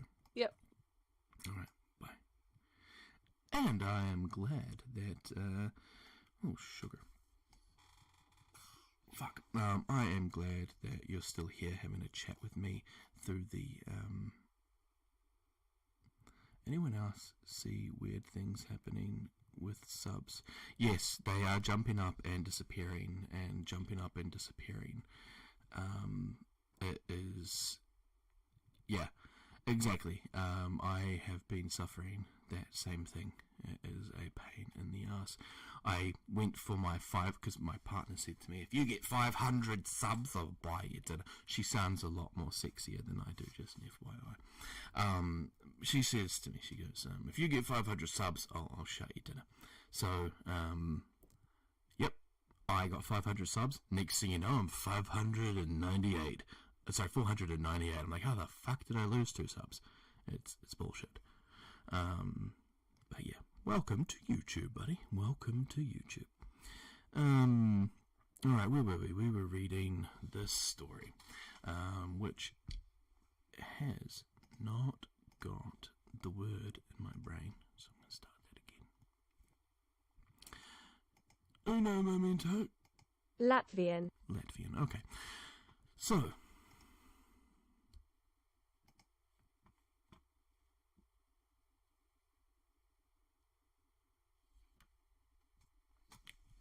how my grandfather met a Latvian Nazi by complete coincidence. Written or posted to the Reddit Let's Not Meet as a interaction that a user, Nico Brazilian lad, has had. Alright. Shut up, Latvian. Many fans of Formula One know about the Interlagos racing track in Sao Paulo, Brazil. For those who don't know, it's a region in the suburbs of the city, and it is called Interlagos because it sits right between two water reservoirs. Also, I think people just CBA to process subscribe in 2023. Damn Gen Z. Yeah, what the hell is CBA? Well, after 1945, many war criminals from Italy, Imperial Japan and Nazi Germany fled to Brazil.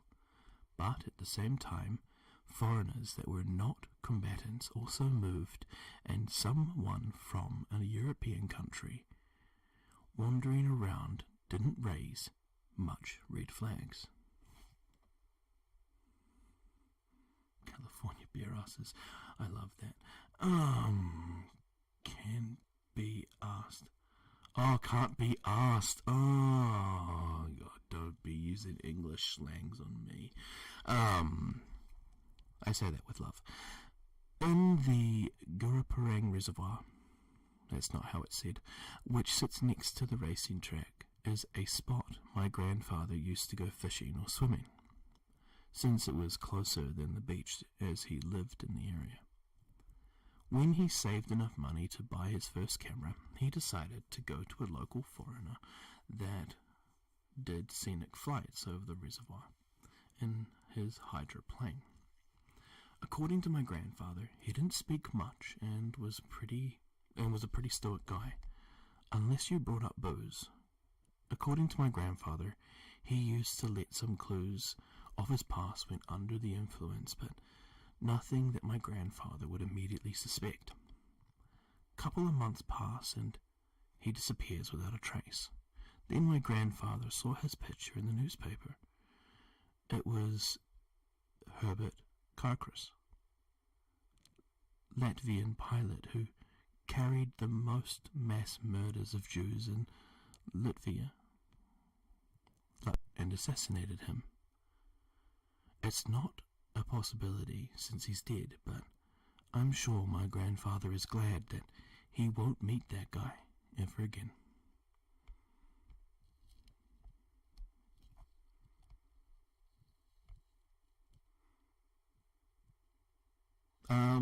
No, I'm just reading them, and then I'll maybe reread them later. Have a good one. Be safe, Reaper.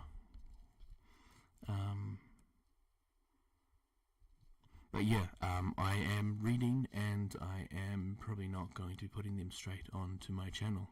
But if I do another large video, then I will. I'm thinking I'm going to focus on what I enjoyed doing. I didn't really enjoy doing like your long videos of multiple stories unless they're from the same author or a collaboration. So while I'm doing my own videos, I'm just going to record myself doing the ones that I like and making those videos. So I don't want to lose my soul for this. Alrighty-o. Next story, provided to the Let's Not Meet Reddit by the user Lose Slews.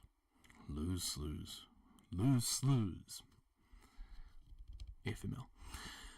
Someone was hiding in the darkness while we were skinny dipping, telling everyone to eat kiwis for breakfast. I love true stories. I agree. I love true stories, but I think because of how they are and the nature that they are, the amount of energy I can put into them is quite limited. Like, I am really getting into doing sound effects, which you'll hear with the story that I released today. I love the sound effects side of things and getting involved in that sort of more technical thing. With true stories, it's generally just a simple background. You don't really add many sound effects unless you're reading a story that actually has a decent amount of they just don't have much in the way of depth like stories written by people do, where it gives descriptions, sounds.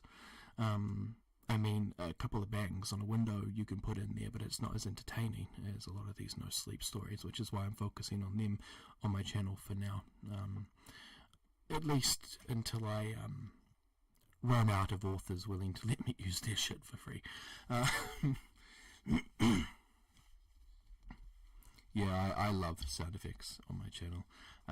I am thinking of starting a second channel. I mean, I've already started it. I just haven't done anything with it yet, where I'll be doing more long-form videos, like sleep videos and stuff like that, kind of stealing into Scare's direction there, but I'm not going to be doing that until a bit later in the year.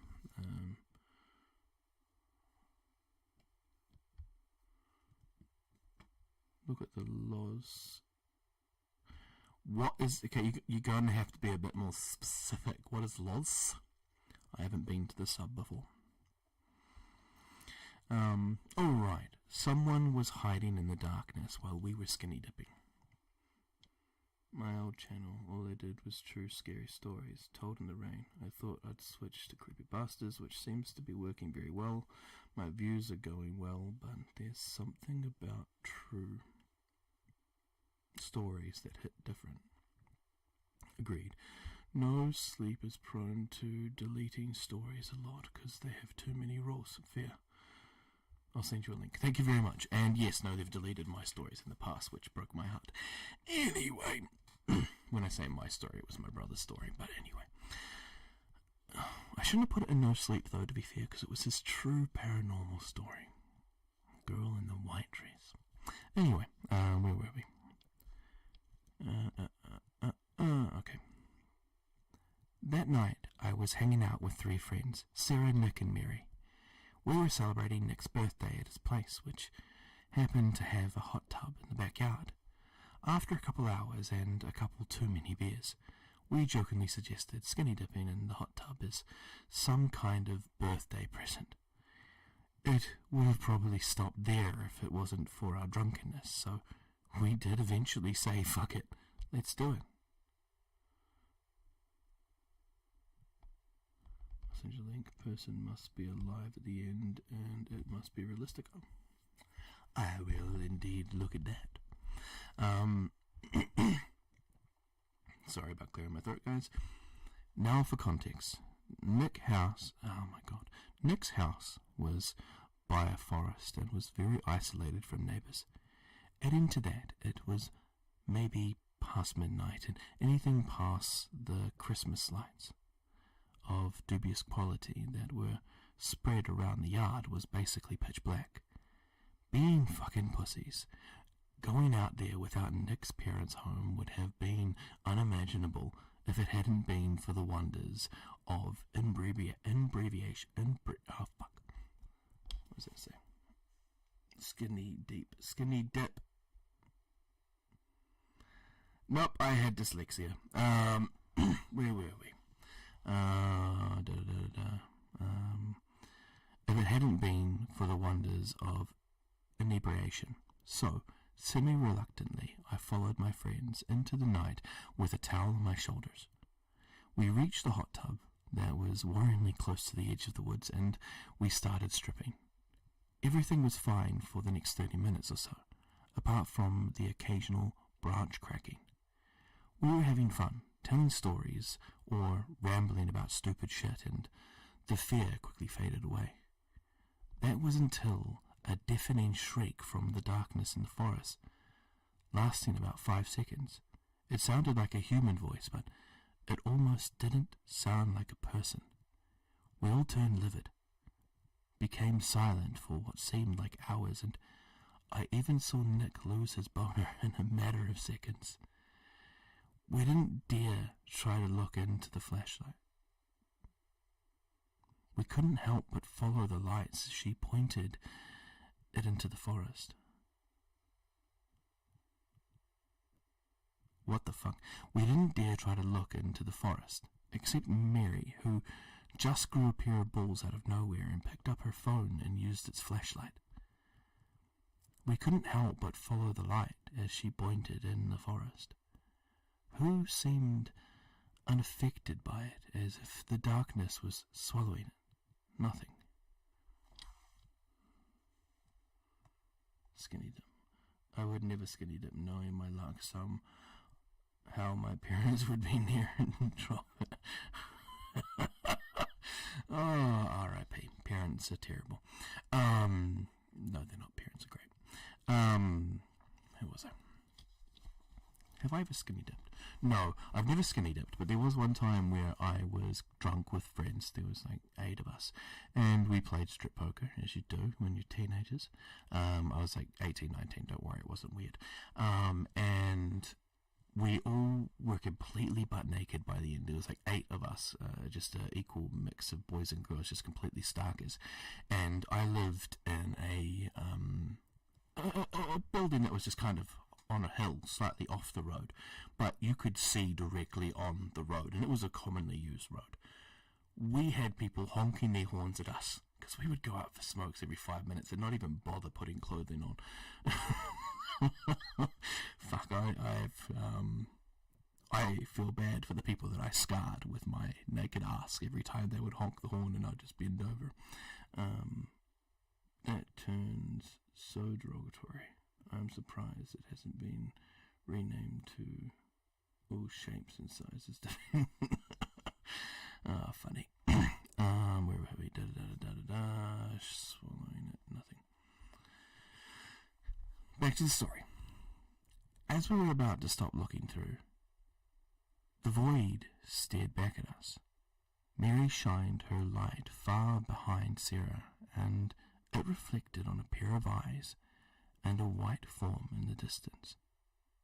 Oh my god, white people, of course. That was the straw that broke the camel's back. We rushed out of the tub without even giving a second thought about gathering our clothes. Mary and I screamed. Apparently her balls had been blown to smithereens, and we all ran towards the back entrance as fast as possible. Nick immediately got a knife while we locked every door and window. We wanted to call Nick's parents or the police or anyone, but our phones were over by the forest where we left them. Seeing no other choice, Nick put shoes on and made a run for it. He'd managed to get his phone, but he'd heard a loud breathing coming from the forest, meaning whatever it was hadn't left.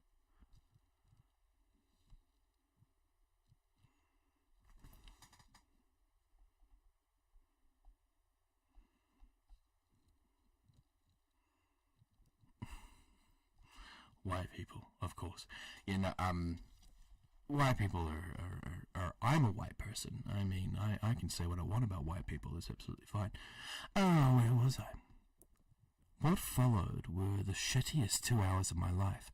Nick got his parents to make their way home, handed us towels so that we could finally cover ourselves, and we gathered in the basement where there were no windows. We spent most of the time in silence, waiting for something to happen.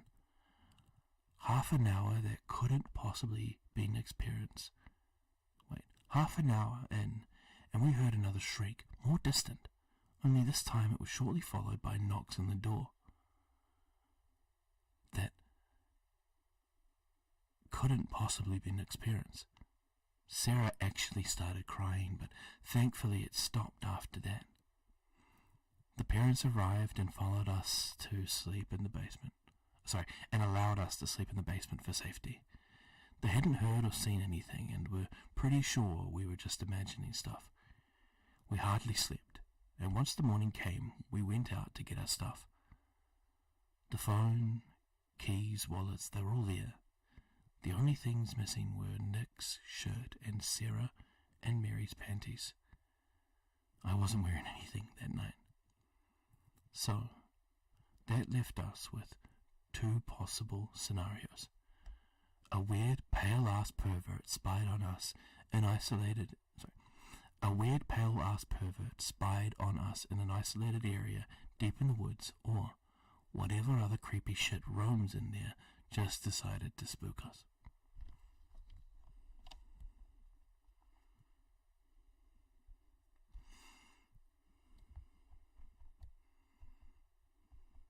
Hey, did you manage to acquire requirements for the chili nap? I'm also interested. Your skills and bones. I have no clue what the requirements are for the chili nap. I messaged a while back and got no response. I'm guessing it's because my channel was too small.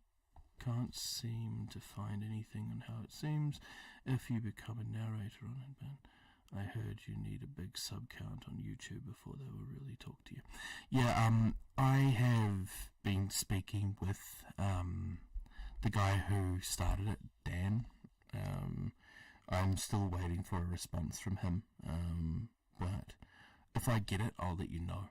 It's just similar to you. Mine is my goal is to get to be able to be a narrator on the chili nap. That would be an ideal situation for me, and I would be 100% just honoured to be able to give it a go. Alright, next story. This one was provided by the user That Was Really Uncool. Great name. And it was from 15 days ago. Christmas crowbar break-in. And it's not that long.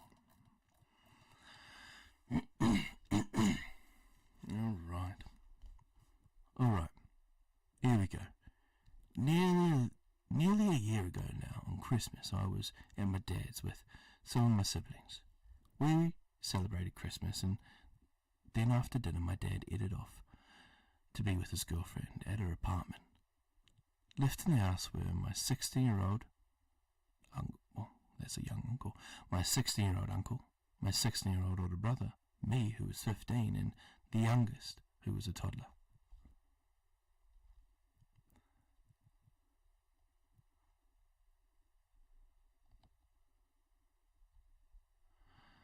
I woke up early the next morning, the day after Christmas, and sat there on the floor besides an outlet on my tablet. Everyone else was still sleeping, and then I heard banging on the back door. I thought it was my dad coming back, but the banging got louder and went on for far too long. For lack of a better term, I disassociated, didn't know what to do. I couldn't move until I heard the back door break.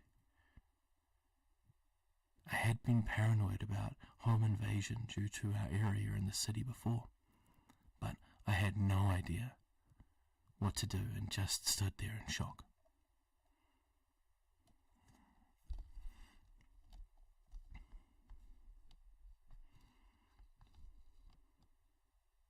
Talk to you later, 242. Thank you for joining, yeah?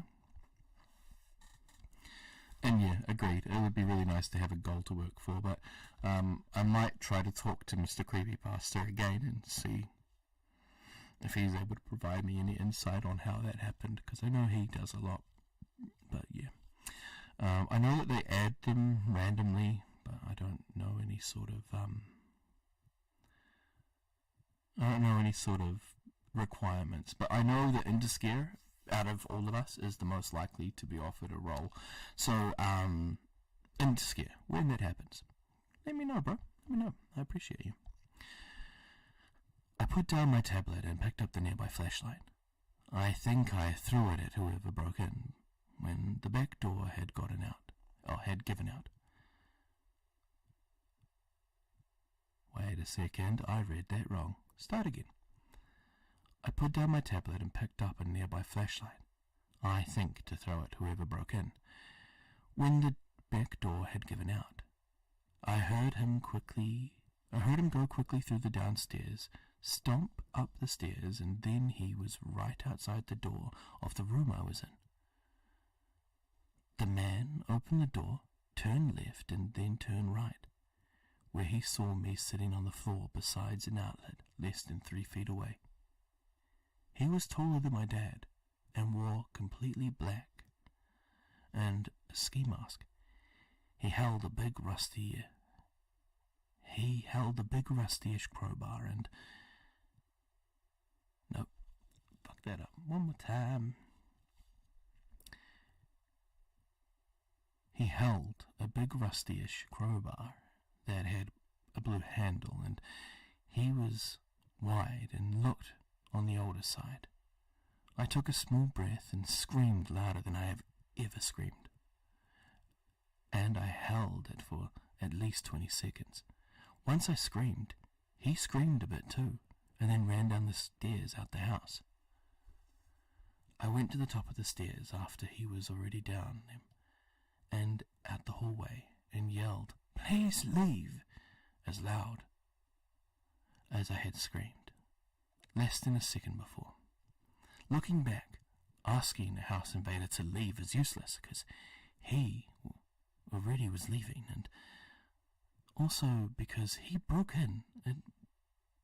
But I wasn't thinking the best. My screaming woke up my uncle and my older brother. I wasn't wearing pants, so I put on pants quicker than I ever have.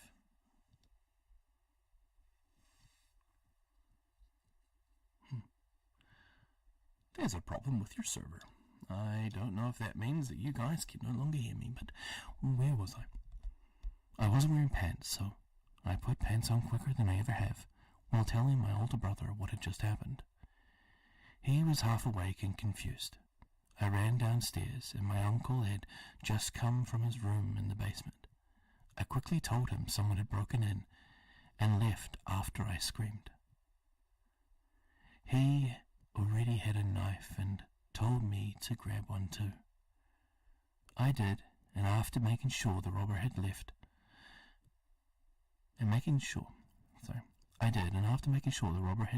the house and checking quickly on the toddler, who was somehow still sleeping, my uncle told me to guard the back door and stab anyone who comes through while he checked the area outside / the neighborhood to see if the robber was gone or where he went. I held the knife and stood beside the broken back door, knowing if someone came through, I couldn't do anything, as I have never fought and I'm a child holding a kitchen knife, so I just held the knife in hopes that they wouldn't come back. And they didn't. My uncle came back and said they must have had a driver, since there's no way he could have gotten away that fast on foot. None of us had any phones, so my older brother called my dad over Instagram on the tablet and told him what had happened.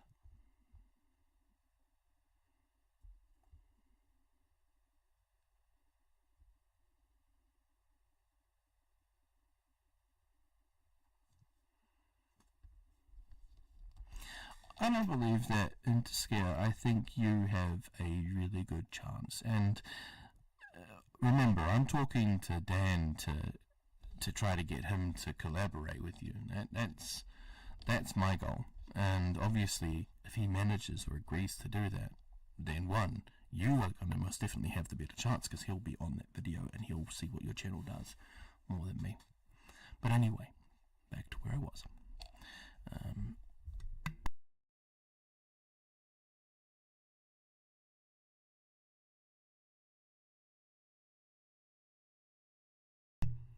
Alright. Right. We explained what happened, and when Dad was 10 minutes away via car, he hung up. While we all sat and waited for my dad, we talked and realized it was likely all planned.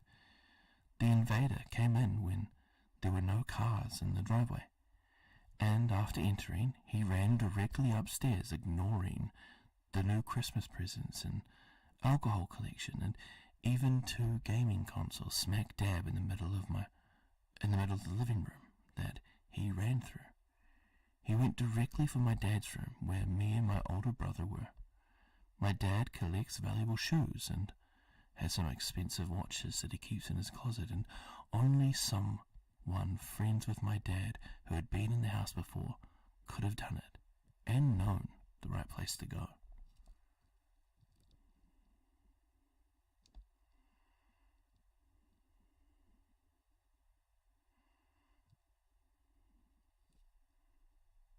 can still hear you. You can still hear me?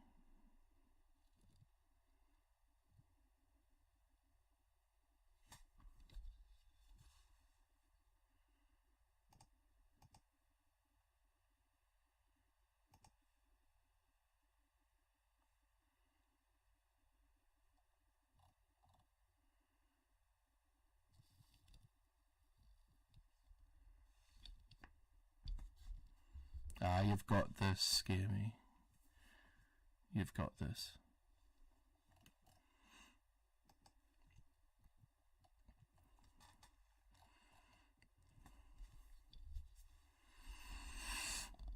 As Christmas is getting closer again, I'm worried about being back there around the same time that the person had broken in. I've had a harder time sleeping, and I've only been more paranoid. I understand that I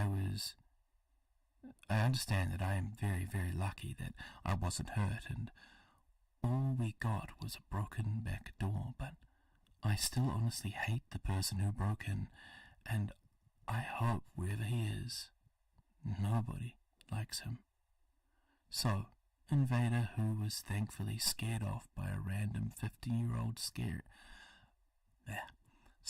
House Invader, who was thankfully scared off by a random 15-year-old screaming, let's not meet.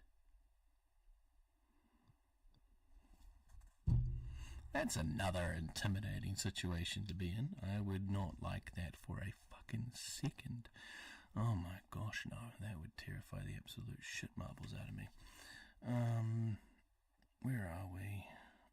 I don't even know how long I've been doing this for. About 2 hours. Oh my god, have I been streaming for 2 hours? Oh my dilly aunt. I believe I have.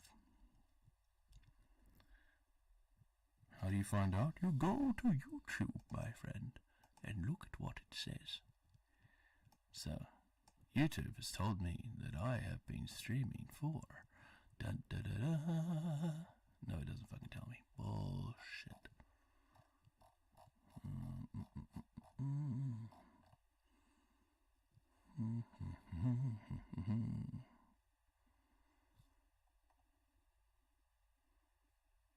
Ooh, 1 like. 5 likes. You guys are the best. You make me so happy. I'm so happy. You guys, thank you so much. Alright, let's go back to where we were. Alright.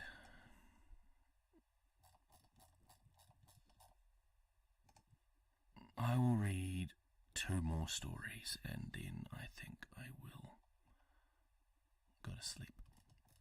Alright. Same forum, because that's how life works.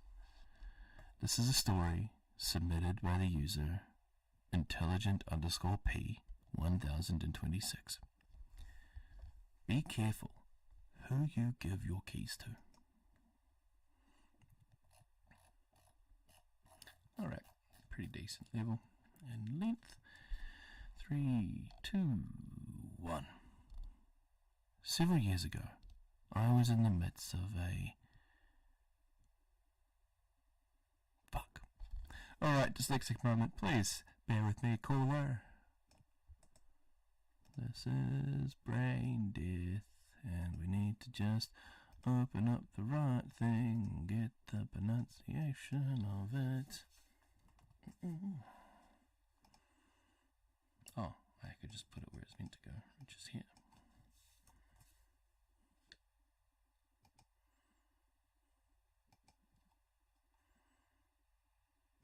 Acrimonious. Acrimonious is the word, guys. Acrimonious. Alright. Thank you for your patience. Several years ago, I was in the midst of an acrimonious divorce where my then husband, full of crazy allegations and typical angry feelings centered around custody of our child. As with many divorces, friends and professional colleagues seemed to pick one side or the other. In my case, there was one sort of personal contact who reached out to me after hearing about the divorce, who offered to be a witness for my case because of some experiences he related that I had been previously unaware of regarding my ex's behaviour at networking events. After this initial call, he started calling on a semi-regular basis to make sure I was okay. This wasn't someone I knew well prior to the separation, and he was much older than I was, but claimed to have experience with divorce and custody. And I figured it was a good idea to be polite and not alienate him, since his testimony was important, per my lawyer. I kept things friendly, but I always had a weird feeling about him. After a few months, he called one day that my son was very sick, and when I told him I couldn't talk and explained why, he offered to run to the store for me, which I honestly appreciated. But after that, he was dropping by the house uninvited, or he would stop by with cookies for my son, etc. Again, I kept telling myself to keep things polite. The divorce is coming soon. Don't make this guy mad. He had called me out of the blue, and I was worried at this point that I was walking a very fine line of being polite but clearly not interested, and that if he got mad, he might decide to go testify for my ex and say who knows what.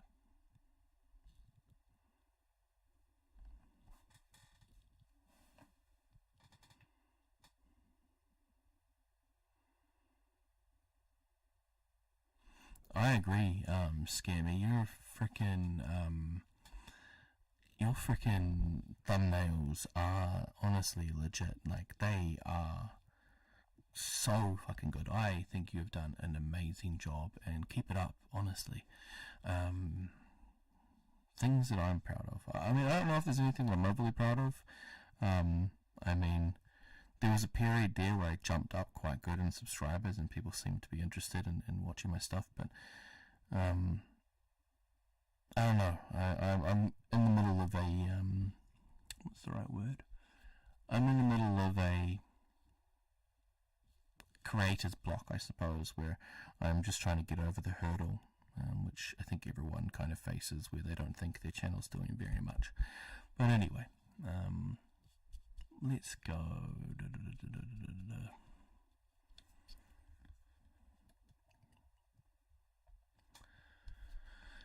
During this time, he had also helped me set up a security cam system with my dad. During this time, he had also helped me set up a security cam system my dad had mailed me, and at one point I needed someone to walk my dog, and he had offered to do it. He used and returned a spare key the same day. One evening he showed up while I was painting and insisted on sticking around to help. Even though I was having my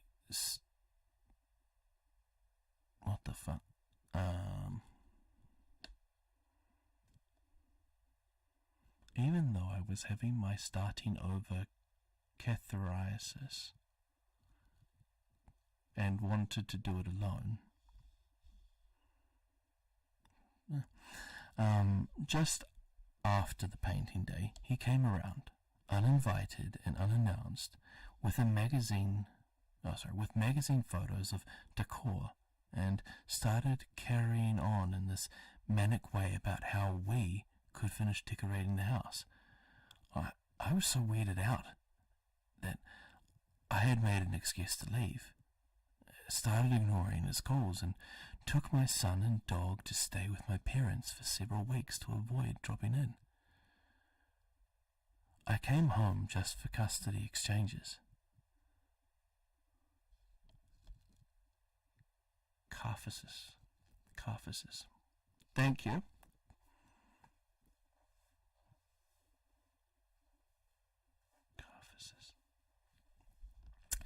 Let's go back to where I'm at. Okay. I came home just for custody exchanges. I came home a few weeks later, thinking he would have gotten the hint, and it was a quiet day.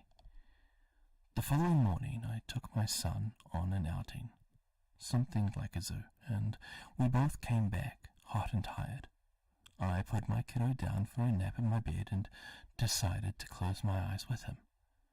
I woke up maybe an hour or so later, and it took me a moment to realize something was way off as I'm blinking off to sleep. I realized that there was a rose bush sitting by my bedside table that I most definitely had not put there. There was a post-it note on it, something about planting it in the yard. I started shaking immediately because I recognized the handwriting and stood up to go splash some water on my face and decide whether or not to call my parents or the police. I didn't want any trouble because of the divorce. As I stepped into my bathroom, I realized that the mirror was covered in post-it notes, all scared. No, all with super creepy messages that were intended as love notes with affection, but which all scared me.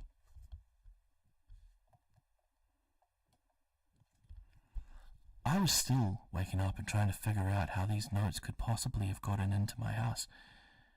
My front door was definitely locked, but as I went from room to room, there were notes everywhere. I mean, hundreds of post-it notes covered the walls of my cabinets. There was even one inside my coffee maker. I started grabbing all of them and putting them into a pile when I got one in the kitchen that made my blood run cold. It said, "You're cute when you think no one is watching you." And I realized that there was a security camera pointed right where that note was left, and one he had helped me set up months earlier when I didn't think he was a psychopath.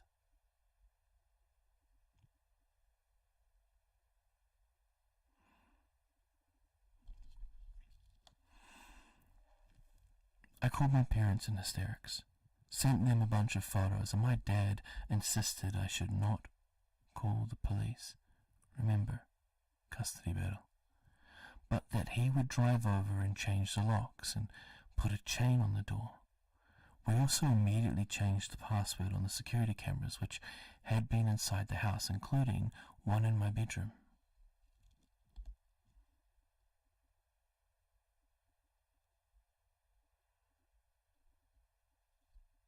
One thing I suggest is placing keywords in the titles of your videos like scary story, creepypasta, horror stories, etc. I noticed an increase because YouTube started to single out my audience. I think what gets me about that is I feel bad renaming the author's stories. But you are right. I think it does need to be worked on, and I'm just trying to figure out how to do it in a way that doesn't offend the person who wrote the story. But I will definitely be doing that. Where were we? Including the one in my bedroom. This man could apparently see and hear everything going on in my house for months. The security cameras, I realized he had just paid attention to my passwords when I was setting up the system, but the only way I can figure out that he got into my house was that he must have made a copy of my house key on the day that he had it. And because my dog had gotten to know him, he wouldn't have barked to warn me, which also scared me. I was absolutely horrified that this man had been in my house for a long time. There was no way he could have put up that many notes quickly, and he was right next to my face and feet from my son while we were sleeping, and somehow thought that that was okay.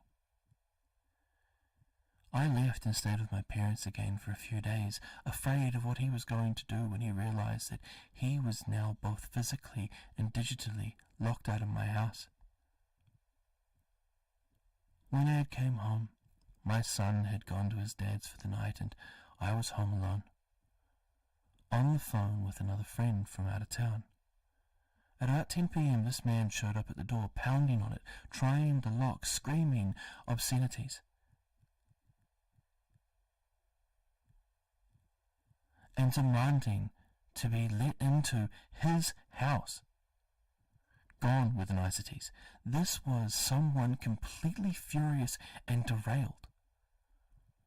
All I could do was hide in my bedroom until he left what felt like an hour later. This was St. Patrick's Day, so I am sure he had been drinking. After that, there were several other times someone would start knocking on the door in the middle of the night, always when my son wasn't home. I think he was crazy, but not that crazy, and figured out that if I called the police, he would get into more trouble if my son was there, but he knew the schedule, so I knew it was him. He tried reaching out using fake social media accounts several times, always getting blocked. Years later, I discovered that he had friended my mum on Facebook and was therefore still able to see all of the photos of us that she had posted or shared, and there was a huge argument when I saw that she had left her computer logged in. A conversation they were having about me and how he could get back into my life.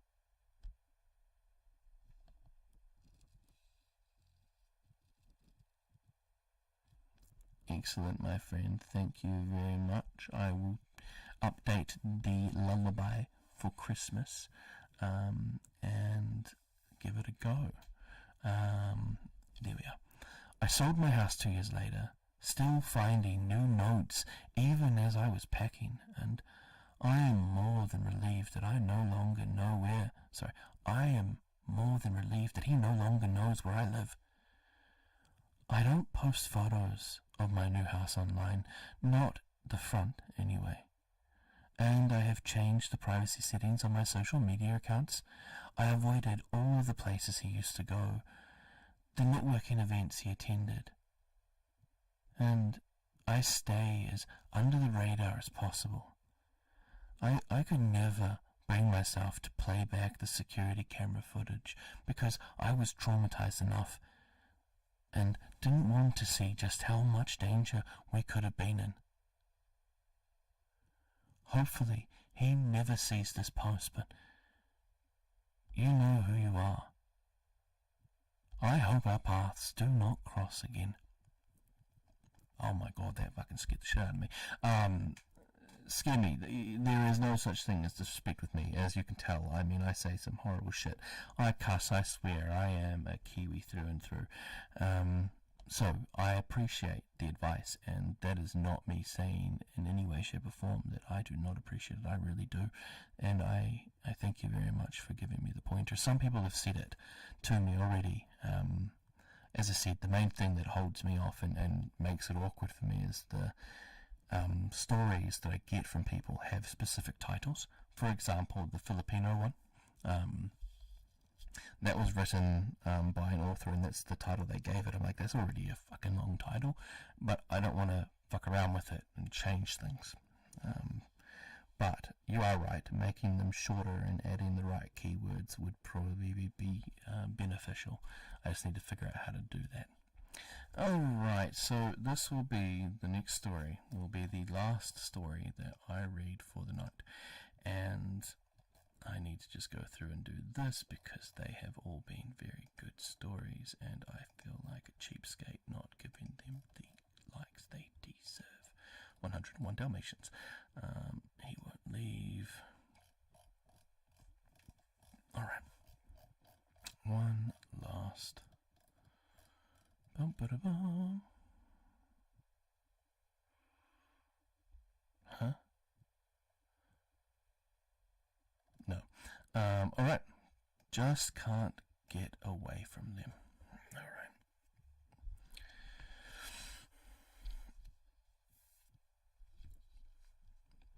This is a story submitted by Blondie B96.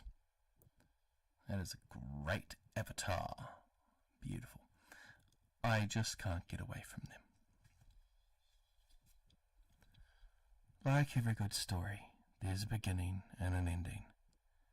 This roller coaster of a story is still ongoing 2 years later with no end in sight. It all started when I wanted to further my education and get a bachelor in information systems. To give a little about myself to help paint the picture, I am 26, 4'8", female. I get called jailbait often because I look way younger.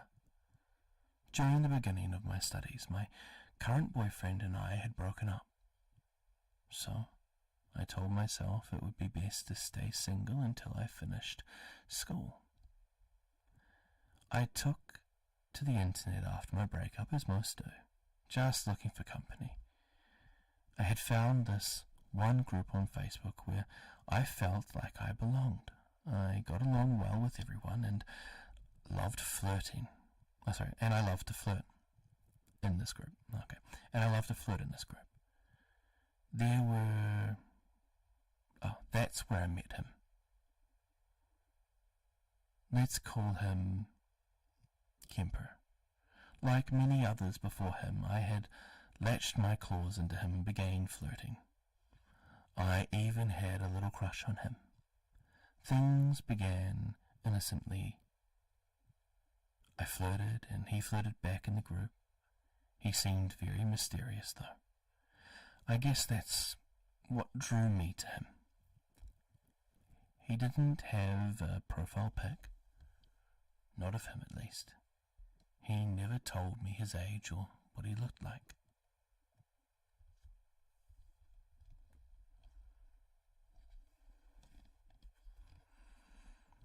After a few weeks of flirting, a woman in the group we were both in had mentioned that it was his birthday. I knew I wanted to do something for him, but I was pretty limited on what I could do. Now, before I get hell for this, just know I have never sent an unsolicited topless picture to another man. Not until that day, at least. On the pic, I wrote "Happy Birthday," insert Kemper. I wrote "Happy Birthday, Kemper," and pressed the send button on the messenger. Just that split-second decision has changed my life. The past 2 years, it's so easy looking back and thinking what you could have done differently, but there's no going back now.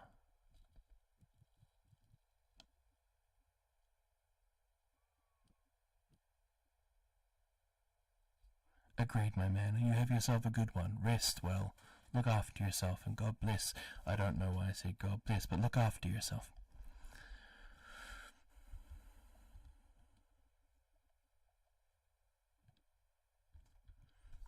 Within a week of talking non-stop with Kemper, he was already telling me he loved me.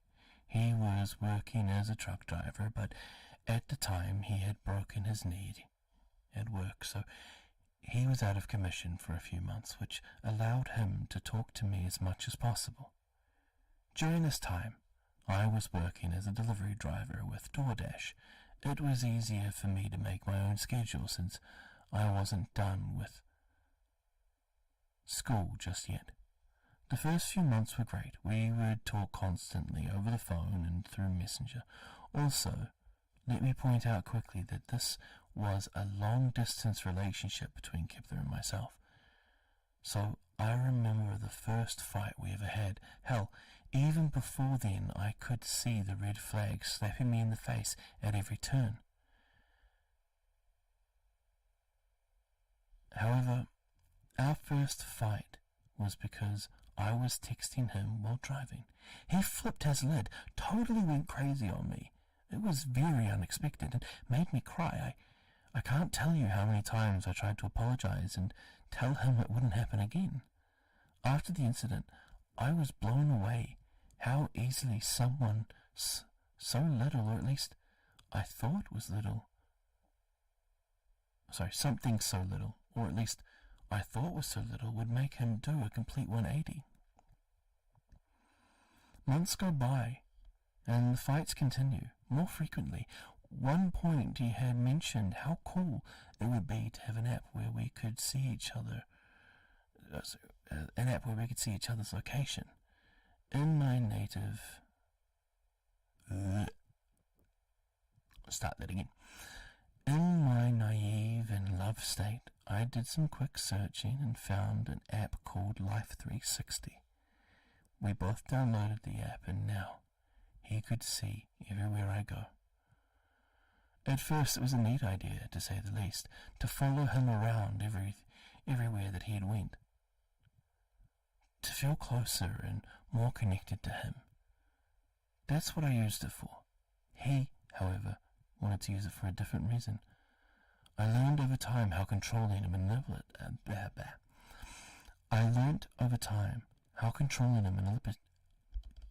Slow down. One more time. I learned over time how controlling, manipulative, and how damn right psychotic he was. We would argue about things, and even when I get mad, he would somehow turn things around on me and make me feel like the bad guy.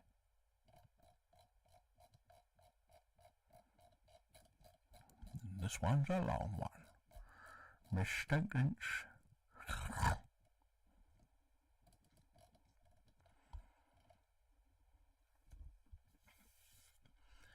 The first time we broke up, it was a shit show. He had broken up with me on the group we were both in just because I had flirted with another guy and he didn't like it. He was telling other guys in the group how much of a whore I was and how they could have me. He even threatened to give out my address to the guys in the group so that they could come to my house, and well, I'm sure you get the idea, my friend. Let's call him Ozzy for the sake of the story. He was a member of the group, and he could tell how upset I was in the group comments, and he messaged me personally for the first time. Now, let me tell you...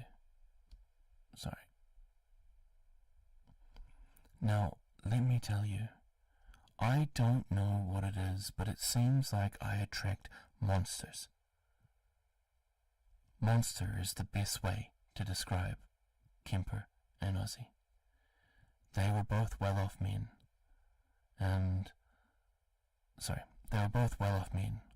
with the world at their fingertips. I guess that's part of the controlling bits, or showing aggression when they don't get their way about things. Before I go into more details about Ozzy, I just want to recount a few incidents with Kipper to give the readers a better understanding of what kind of man he is and how dumb I am for letting things continue the way that they have. One incident happened months ago. He and I were fighting, seemingly over nothing, and I was driving home from a long day of work and school, and Kepler just blurts out, "I wish you would just run off the road into a ditch and die." I was speechless. The tears welled up in my eyes, and the driving became harder because I couldn't see, so he almost got his wish. I had to stop at the Dollar General in town to compress myself. I couldn't breathe. I was wheezing. The man I thought I loved was wishing that I would die. If he hated me that much, why is he keeping me around? I just wanted to curl up into a ball at that moment and just disappear for a while. I didn't want to go home, but I couldn't just stay parked at the Dollar General store. I was really at a loss for what to do. It wasn't until later where I told my mum and dad what he had said that they were already getting their pitchforks, ready, waiting. One more time. they were already getting their pitchforks ready, waiting to reenact the Salem witch trials because of him. And ever since then, they haven't liked him. Another incident, he and I were talking about meeting, and he told me that he would need... Sorry. Another incident, he and I were talking about meeting, and he told me that we would need to... Sorry.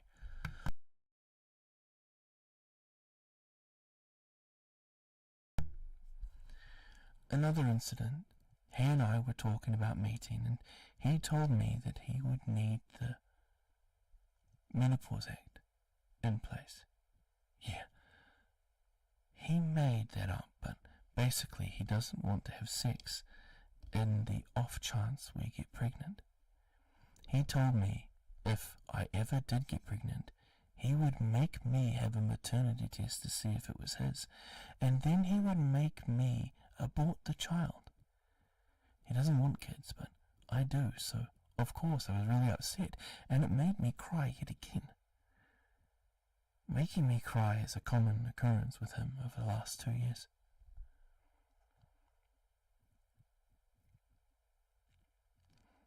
One night, another fight breaks out, and he loves to drink beer.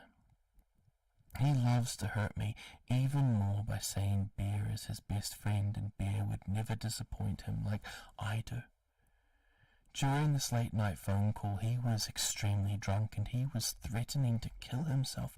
I just couldn't take the arguing, so I bid him a good evening and let that be that and hung up on him. I received a large number of texts saying all sorts of things, but one really stood out. He wrote, "If I kill myself tonight, it'll be because you made me do it." I didn't see those until the next morning, but you can imagine how panicked I was. My heart just sunk, and of course tears. He's good at making me feel like crap. Good at manipulating, lying, controlling. It's just all because... It's just all becoming way too much. It's really more than anyone should deal with, no matter how much you love someone. The next day I begged him to get help for his drinking, his depression, his suicidal behavior, but he just refuses. Being so far away, there's not much that I can do.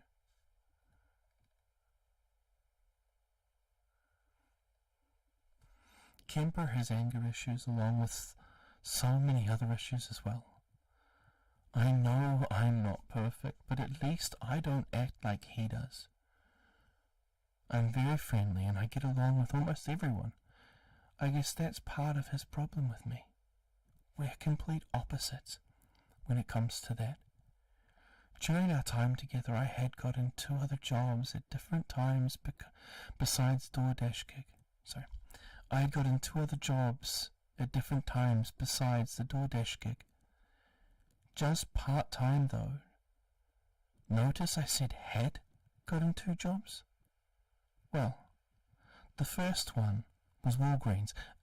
The very first day on the job, I was doing certifications for the job, and during the whole time, he was blowing up my phone, telling me I didn't need another job, or telling me that I won't have time for him, or that he would need to find someone else to replace the time I had spent with him, while also keeping me around. I just couldn't take it, so I quit. Fast forward a few months later, I got another job. This one was at the Dollar General, just at the town over. I did work there more than a day, but his bitching and nagging ultimately made me quit that job as well. I just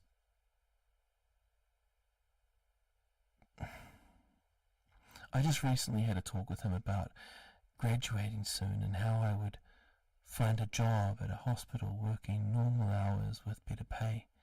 Well, he didn't like that too much. he found some reason to be mad at me and started a fight.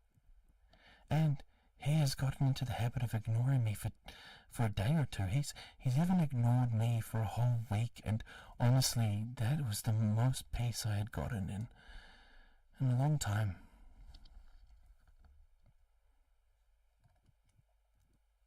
Things have drastically gone downhill and quick. He tells me all the time how he doesn't trust me because I wanted to go on a date with a cop. This was some guy I had met at a gas station down from where I lived and gave him my Snapchat. He seemed nice, and I was curious of what kind of pics he would post on Snapchat or send me. When the cop sent a dick pic,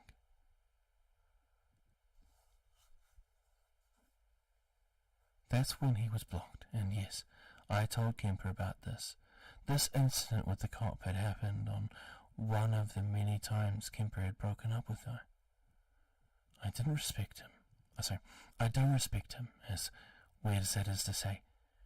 I would never go on another date with another man or flirt with another guy. I'm very friendly, and I guess some guys take that the wrong way. Now, Kemper tells me all the time I need to build trust because of the incident with the cop. Now, Kemper tells me all the time I need to build trust because the incident with the cop has caused him to have trust issues.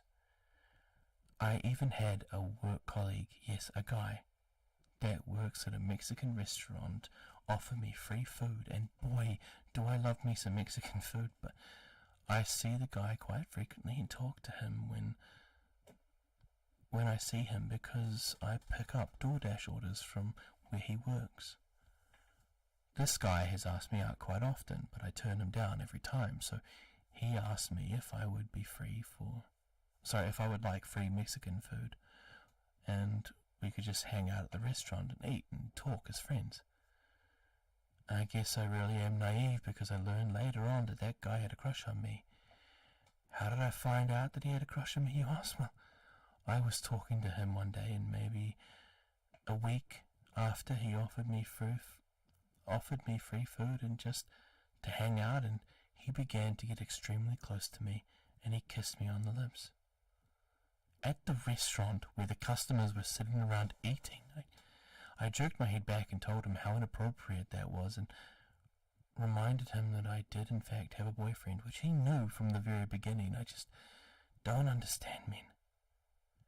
I know how bad it seems, and you're probably thinking that Kemper has every right to have trust issues, but I respect him in every way possible, and every time and certain situations like this happen, I handle it the best way I know how. I don't want to make a scene when the waiter at the Mexican restaurant kissed me. I guess I'm too naive for my own good. Now, each fight Kemper and I have, he always tells me how much of a whore I am, or asks if I do OnlyFans. He even told me the reason why I deleted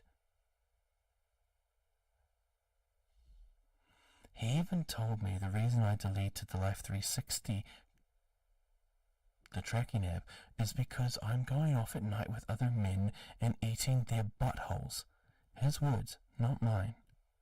But no, the reason I deleted Life 360 app is because I needed to gain some control back and some of my privacy.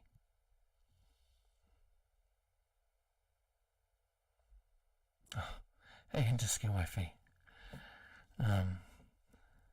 As of right now, Kemper and I will have the chance to meet this coming 2020. As of right now, Kemper and I will have the chance to meet this coming January 2023, although I'm really not sure about it. 2 years of ups and downs, and him having my heart and ripping it out when it's convenient for him has me thinking it may not be the best idea. This happened many years ago, but it scares me knowing that he can be this violent. Wait, I fucked that up. Let's start that bit again. 2 years of ups and downs, and him having my heart and ripping it out when it's convenient for him has me thinking it may not be the best idea. Also, it may be the fact that he has told me of his violent past with an ex-girlfriend of his. This happened many years ago, but it scares me knowing that he can be violent. What had happened was his girlfriend at the time was putting on makeup. He hates makeup. And they got into an altercation, with him blacking out and pinning her down to the bed and choking her. He didn't even realize what he was doing until he came to.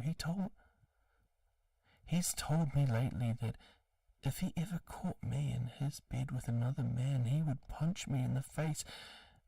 Not the guy, simply because men don't know better. Simply because the man didn't know better, and I did. I've spent a lot of time and effort in this relationship and wanting it to work out in the end, but honestly, I'm not sure if meeting would be the best thing to do. Now or ever.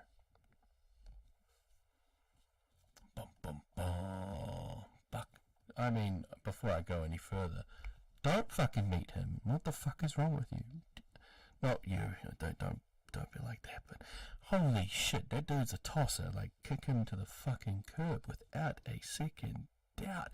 Stab him in the balls. That's what you need to do. Cut his dick off, then make him less of a man. Anyway, next we're going to talk about Ozzy. Alright. So, let's talk about Ozzy. He's a tad bit older than me. He's 49 years old, while Kemper is 48 years old. You would think that they would be mature for their age. Well, Ozzy is very mature. Kemper, not so much. Ozzy and I began talking the first time Kemper and I had broken up. He was being a concerned friend and messaged me asking what was going on. I spilled everything to him. He was like a best friend I didn't know I had. He was so easy to talk to, and he even began opening up to me about his troubled upbringing. Sounds like manipulation 101. He would talk about everything, and things began to escalate into more sexual topics. He would tell me about his dark fantasies, which at one point I would have shared with him, but not so much anymore. I'm more vanilla these days when it comes to stuff like that. After a month or so talking, he too would begin to tell me he loved me, but only as a friend, and I know better. I know better than that, and it made me uncomfortable knowing that someone I've only had a handful of conversations with, which most likely consisted of sex talk, would tell me he loved me. Majority of the time, we would just exchange gifts with a few voice clips shared between us. Over time, I felt bad for talking to this man, but he was a comfort when Kemper and I had broken up, but our conversations went from semi-normal to just weird. Let me mention this real quick. Just like Kemper, he too didn't have a profile pic. He would just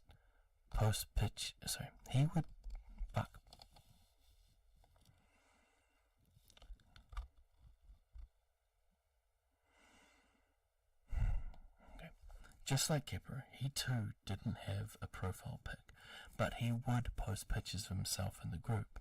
So I knew what he looked like, and he was very handsome. After a while of talking to him, he would send some other pictures which seemed to be newer pictures, but It seemed to be newer pictures, which looked nothing like the pictures that he had posted in the group. I didn't make a fuss about it, just assumed that the pictures in the group were older ones. One day, he had told me he was getting a haircut. I was trying to be polite and asked for a picture to see the new haircut. Days later, he finally sent me that picture. I wasn't sure who the person was in the pictures. It looked absolutely nothing like the previous pictures that he had sent.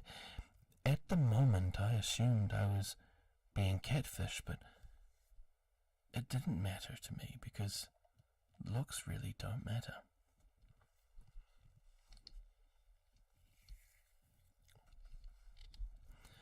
A lot of the messages I receive from him is how he wants to breed me. He refers to himself as Mr. Wolf and tells me all the time how he wants to marry me and steal me away from Kimber and just get me pregnant. He talks all the time about how we would make a beautiful child and how he is very well off, so he would be able to have more children and how much of a great life we would have. He even goes out of his way to find gifts and pictures of naked pregnant women being forced into brutal things. Things tend to get even darker at times. He has told me he wants to have his way with me in front of Kemper while he's tied to a chair, and then have his way with Kemper next. One time, he was talking about some woman on Facebook. One time, he was talking about some woman in the Facebook group we were in just... fuck a duck. Alright, one time, he was talking about some woman in the Facebook group where... Oh my god, one more time. One time he was talking about some woman in the Facebook group we were in, and just women in general who would cheat on their husbands and flirt with other men behind their back. He would say how these women need to be taken care of. Not the exact words he used, but I hope you get where I'm going with that. He tells me all the time how he knows high-end people and how he's good friends with the governor and that he can find any kind of information about someone if he needs to. It's truly scary to say in the least if it's all true. And my gut feeling is telling me that it is. Just one of the many reasons I began distancing myself from him. He's in the process of having a lawsuit settled in which he would gain a large amount of money from it, which he really doesn't need. One day, he began sending me pictures of the piece of property with a large multi-million-dollar home with a cellar.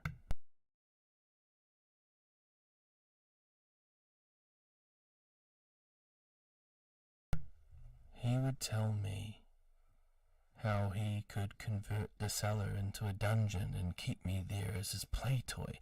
The more I write about these things, the more I'm getting a better idea of how dangerous things can possibly be if I ever met Kemper or Ozzy. Ozzy tells me all the time about his lawsuit and when it should be finished, and tells me that he would love to take my mum and myself to dinner. I talk about my mum quite often to him because she plays a big part of my life and I love her more than anything, so... I live in the south and by the Gulf, and Ozzy has friends over in this area.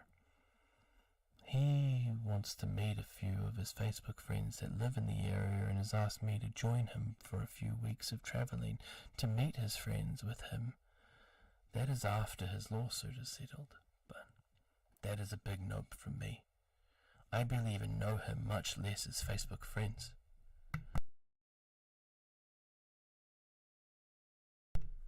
So, this is my story so far. Not sure how things will turn out, but as of right now, let's not meet Kemper and Ozzy. Both scare me in ways I can't explain.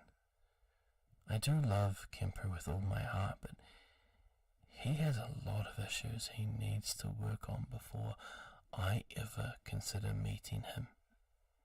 So it may never happen. I'm really hoping once I get a job working at a hospital that I'll be able to find someone normal to date and spend the rest of my life with. Kemper tells me sometimes I need to move on because he'll never change, and I'm beginning to believe it. At the moment, I feel like things with Kemper will never go any further than how they are. It's hard, though, to get away from them, especially Kemper. He knows my address, my phone number, my email address. He can even make multiple Facebook accounts to send me messages. Even one time I had blocked Kemper on everything, he found a way to send me a message from an unknown number asking me to be unlocked so that we could talk. I have other stories I can tell you about men I never want to meet again, but this story is one that has the most effect on my mental health. Oh my God. That is very sad, and I hope that things turn around for her. I really do. Whatever you choose to do, Blonde Bee, you've got this, and the world will be a better place when you see that. But anyway, well, I have read my last story. I have been doing this stream now for over almost 3 hours. Talking shit, had a really nice time with some people jumping on and talking to me. I might do this again. I might just go through and pick another true story situation that I can jump into and read. But I honestly hope that you guys have yourself a great day or night wherever you are, and that you remain safe. I hope that you've had a great new year, and your Christmas or whichever holiday period, or if you do or do not celebrate it, was good. And yeah, thank you for jumping on. I am 513 subscribers strong. I didn't see that happening at all. I never saw that happening. I thought I would remain at 100 subscribers with my friends for a long time. So it means a lot having everybody that I've come into contact with, and the ability to get to meet so many beautiful people. Yeah, oh well, I mean, hardly anyone's going to see this video anyway, so I won't drag it out too long, but yeah. Sending my love to each and every one of you. Be safe, have a good day or night, and this is Grimm.